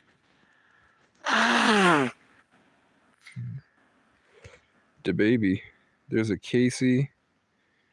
Is there a Casey in Alvin and the Chipmunks, like the rapper? I don't know. There's a DaBaby on a farm somewhere, and he's a kangaroo. And I've been thinking a lot about the baby lately, the kangaroo. I don't know why, but I've been having a hankering for sex with an Australian woman, and I can't tell you why. But you know, sometimes I have the urge to sleep with a woman that has a weird face, or someone that might be Australian, and I can't really pinpoint why. I can't really figure out the meaning behind it, but I think it's a message from my ancestors. Maybe they're just telling me find a slam peg and get it all out. We've got business to attend to, like finding out whose chips or where Cotton Eye Joe went. But for now, I'm tired, but I'm not tired at all. And look how dark it is outside. That's not the night sky. That is a cloud. So there's going to be, so that's the bright is the sky. You see, it's the morning. So that light up there, that's not the cloud. That isn't a cloud. That's the cloud. So we have a huge storm coming. It's already pretty bad, but I seem to be surviving fine. That's my snot. I'm going to wipe it against a tree. I love you, tree. They asked me whose chips it was. So there's a squirrel that comes and hangs out. There's probably a mouse in this house. Look at this is my mouse house. Sometimes a mouse lives here. Let's see. Oh, it's wet. Like your grandma. Is there a mouse in this house? You can see where he's ruffled some feathers. Is there a mouse in this house? There's a mouse nest. I've had this since 4th grade. This is my dog, Chewy. Speaking of kangaroos, this is my dog, Chewy. He's actually a kangaroo, but we don't tell anybody.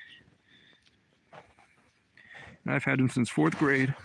I used to walk, I don't know what you were doing in 4th grade, but I had a stuffed animal I would walk around with. I don't know why he's sticking his tongue out. He's a little quirky. I don't know why he suddenly starts to look like my grandfather. He used to have a very thick face, and now he has a thin face. Sometimes I think he's alive, but I don't know for sure. I think he let the mouse into my house. Who let this mouse into my house? Yeah, so I hang out with him sometimes. It's not very good company. Oh, there's also a Vulpix in here. Send Vulpix. If there was a mouse, I think he froze to death by now.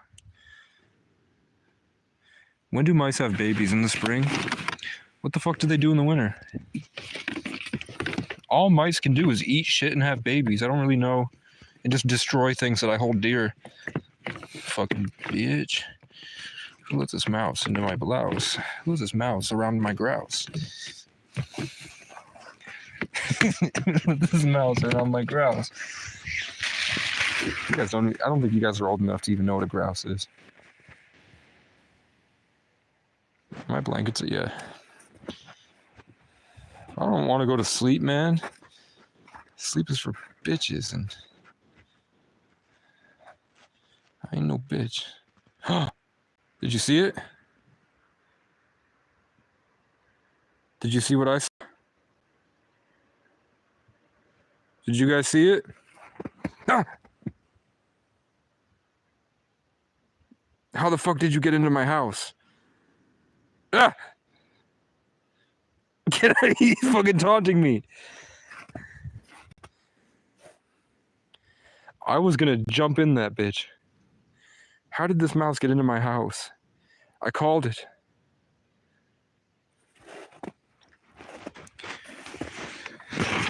Get out of my house. You're not welcome here. Get out of me fucking house. I hear movement. There's large animals.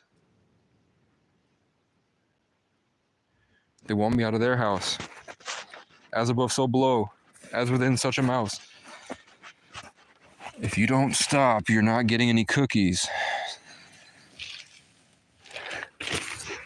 God, he's gonna bite me. He won't leave my abode. Should we shoot him?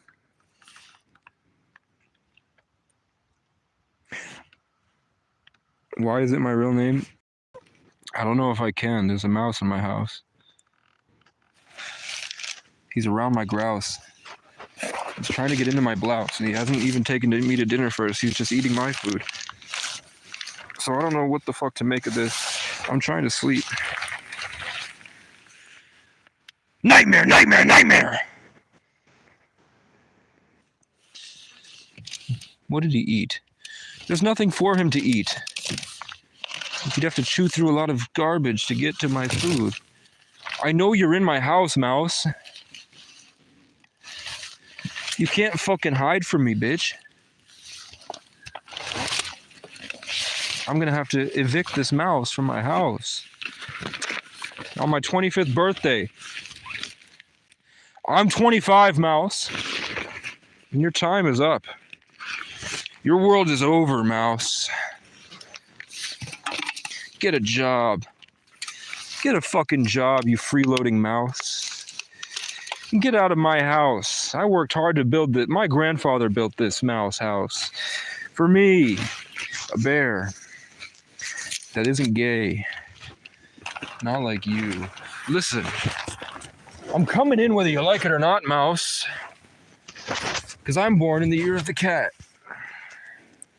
And if you try to kill me, I'm going to shoot you with a .177 break barrel air rifle, you fucking bitch. Look, I have ammunition for it too. Should we kill this mouse in my house, guys? This freeloading fucking mouse trying to take everything that I hold dear? I'm getting mad now because I want to sleep. And he's smelling up the place. It smells bad. It smells like he's dying and pissing in here. It smells like he is pissing and shitting and he's digging through my house. I don't know how he got in. I didn't give him the code. I didn't tell him my address. And now he's in my house, guys. Can you understand how dire the situation is? Look, he was digging through my look, he was eating my toilet paper.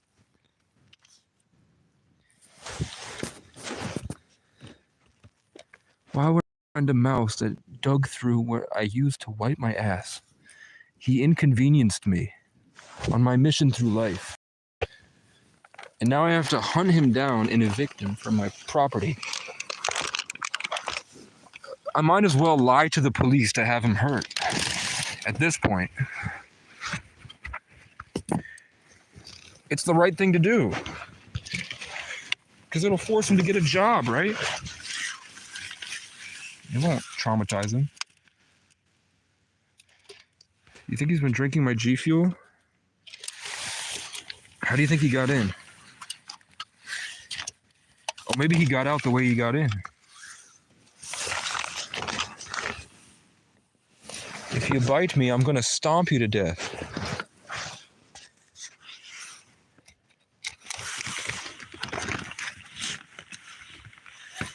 I don't like it. Anything could happen. He could be right here, on the other side of this. Eating some gabagool and watching Smiling Friends. I think this is his nest. He made a nest in my socks. Yeah. Okay, he's not here, guys. He's not in this nest, at least. Now, I'm not seeing his escape route, which means he's over here hiding. And I don't know if mice bite. Okay, this is where he is, guys. He has nowhere to go. I'm not sure if he knows where to hold him or when to fold him. Oh shit. Where the fuck is this mouse? Ain't no time like the present. That's what I always say. Get out. Get out. I hope you freeze to death, mouse. I hope you die out here, you stupid cretin. What am I supposed to do? Take a bus 40 miles east, 40 miles west, call my ex and get some shit off my chest? I'm not schizophrenic, bitch. I'm blessed. But you know I'm known to make a mess. I don't know if you know the rest. God really puts me to the test. And there's a mouse in my house. Can you figure it out?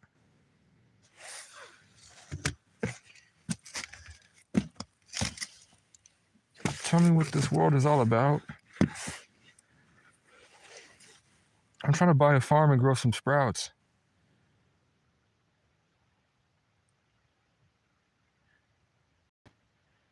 In a town where I'm allowed to shout. I didn't do it for the clout.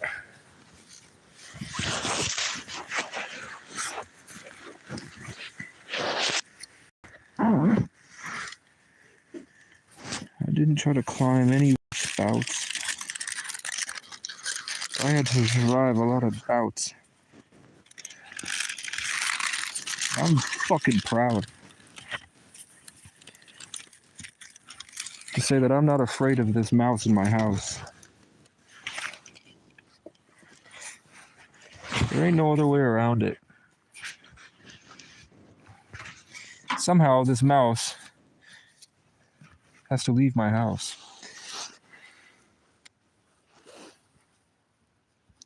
Oh shit, he might be in my box. You fucking right. I don't think he jumped into this box.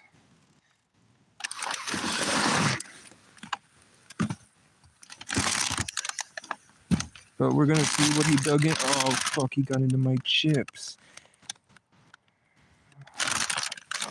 Did he shit? Whose chips? Was I telepathically communicating with the mouse? This whole time I was saying, whose chips? The mouse was actually asking me whose chips it was. I think we should name this live stream Whose Chips? Or just chips? So this mouse has escaped my house. I don't know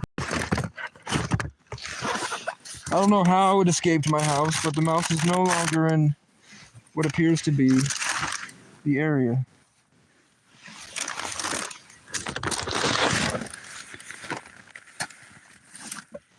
Whose chips? Okay, we're gonna check this side now. He's not in here. Somehow this mouse has made a daring escape.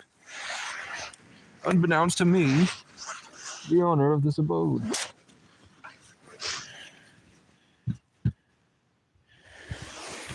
Golly. Okay, we're gonna move this now.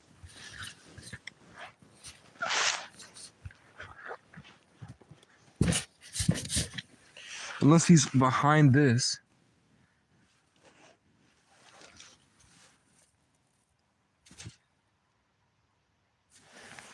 He's too small to make noise. We have DJ Academics is in the building. Have you guys seen DJ Academics? He looks like Jerry from Tom and Jerry. Okay, we're gonna check behind here now. You're wasting my time, mouse. I had other escapades I have to attend to. What should we name the mouse, guys? Yes, I checked the box. He's not in the box. I've checked the box. He's either somehow gotten past me, which is impossible because I'm always alert and vigilant at all times. Or he's hiding under this, which means I will lay on him. Or he's further into here. I just heard something over there when I shine the light. I think I might see this little bitch's eyes. So if he won't leave my house, this mouse, the police are here.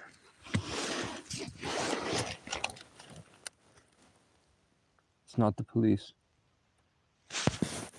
Hold on, I'm hiding the light.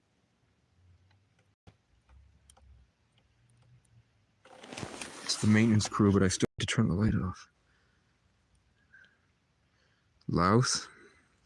This lousy mouse deserves a lousy name like Louse. You gotta admit, the name Louse is louse-like. Can't knock the fact that Louse is Louse. Okay, Trash, trash, trash. Creamy peanut butter. Okay, that goes. I don't know, man. I'm worried this mouse is gonna just jump out and bite me while I'm trying to sleep. So maybe I should suffocate it with some fire. How's that?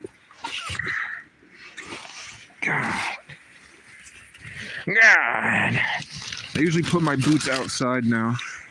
I don't even care about anything. Life is pain.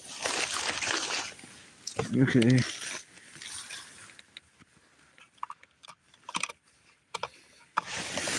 This mouse invaded my weed stash, man. He's getting high. He won't leave. I have to call his mom or something. Who let this mouse? Who was that? Who was Lieutenant Douchebag?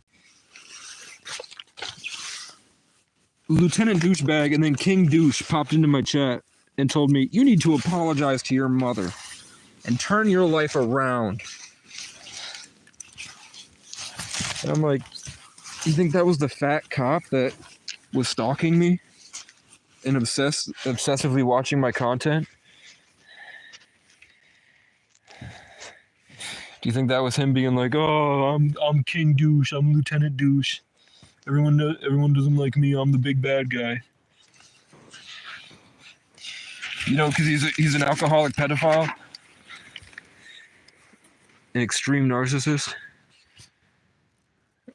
But I think it might be my dad. I think my dad might have been. He's the only person I can think of that's stupid enough to believe that my mother, who did the same exact thing to him, is actually in the right. You know, because he's a drunk. But we love him. Where's this fucking mouse?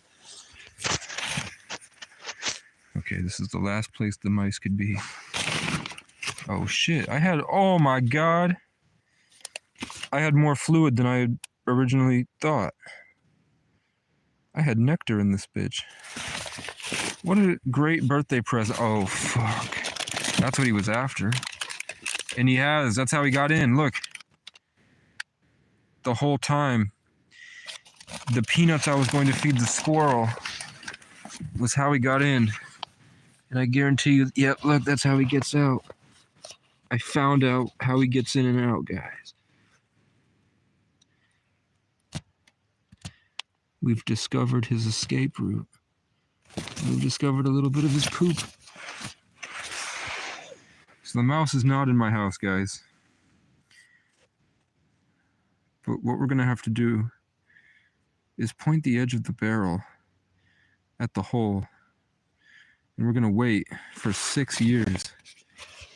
As long as it takes for this mouse to come back into my house. And he'll regret the day he crossed the king in the north. I'll tell you that much. I've thrown out anything that he could possibly want to eat over here. And I've replaced all of his food with hormone replacement therapy. So this mouse will come back transgender and confused. And he'll mistake me for a tyrannical government trying to make a difference. And that's when I'll blow his fucking brains out for coming into my house and being a mouse. Because I learned from the best. I learned from white Americans.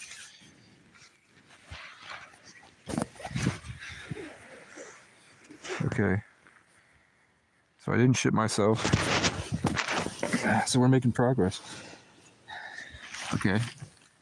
I don't want to reach out there to grab my drink, so I'm gonna let that peach mango freeze. It also, coincidentally, has stopped being cold. Now I need to see what charges at 62, and it's also 5 o'clock in the morning. There was a mouse in my house, so I don't know how I feel about all that. I'm gonna have to process that once this is done. I'm gonna have to really think about what happened today. I'm gonna have to think about what this mouse did in my house. I'm not gonna name the mouse Larry. I'm gonna name it either Keith Richards or Keanu Reeves, I think. What's the mouse's scientific name? Mouses? Mousus Aurelius? Maybe I'll name him Areola. That's a pretty name.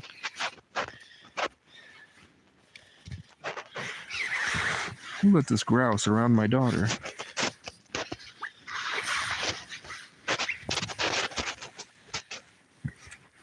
Oh god, this shit is wet. Oh my god, it's so wet. Oh my god, it's a... Oh shit. So if you guys haven't followed me for the longest, you'll know I haven't slept in a bed in a very long time. Or I haven't even slept on anything close to a bed in a very long time. So I'm about to lay in this for the first time. Oh shit. It's wet, but it's nice. Oh my god, and it's memory foam or something. Okay, let's close this. Don't tell my mom I met a mouse. She'll think I'm schizo. Okay. It's my birthday, guys. I'm 25.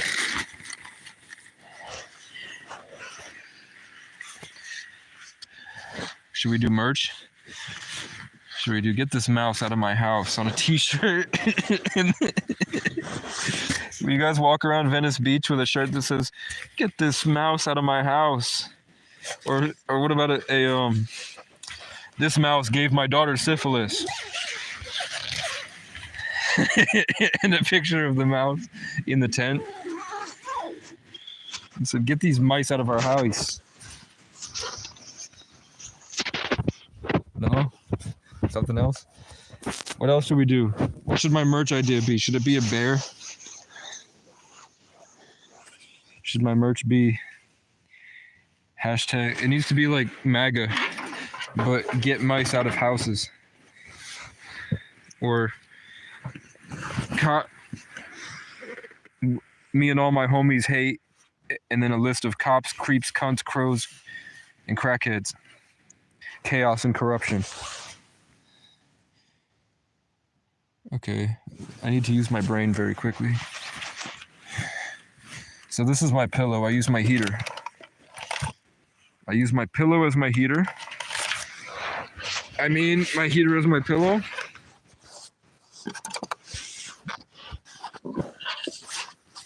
So once that's in place, then I take my Game of Thrones blankie, like so. Then I fold it and I stuff it over here. Then I lay down and daydream my way out. I can't remember feeling safe and sound. I tried to end it and I woke up alive. My love is eternal. I'm finally free, singing outside with the birds and the bees, swaying around like the leaves on the trees, until we get tired and fall asleep in the breeze. Dream of a world where nobody is mean and we only scheme of the best way to wake up the people not ready to feel it. My love is eternal. So I have a girl that I want featured on that. But you guys are going to have to spam her. You're going to have to go into her comment section and spam her. She has like 30,000 subs and she does tarot reading. Don't link her this video because I talked about fucking Australian women and she happens to be, coincidentally, an Australian woman. So I'm going to be mad if you pop into her chat and say Casey wants to fuck this Australian woman. Because I don't know if I do want to fuck that Australian woman. Right now, the only company I have is a mouse in my fucking house. So I'm going to watch some videos and I'm going to go to sleep. And when I awake, I'm going to just figure out what the fuck I'm going to do next. If you like this, like, comment, subscribe. Tell your brother to kick rocks. Cash app in my channel description. Your grandma's rich. I don't know what else to say, man. Good night. Sleep tight.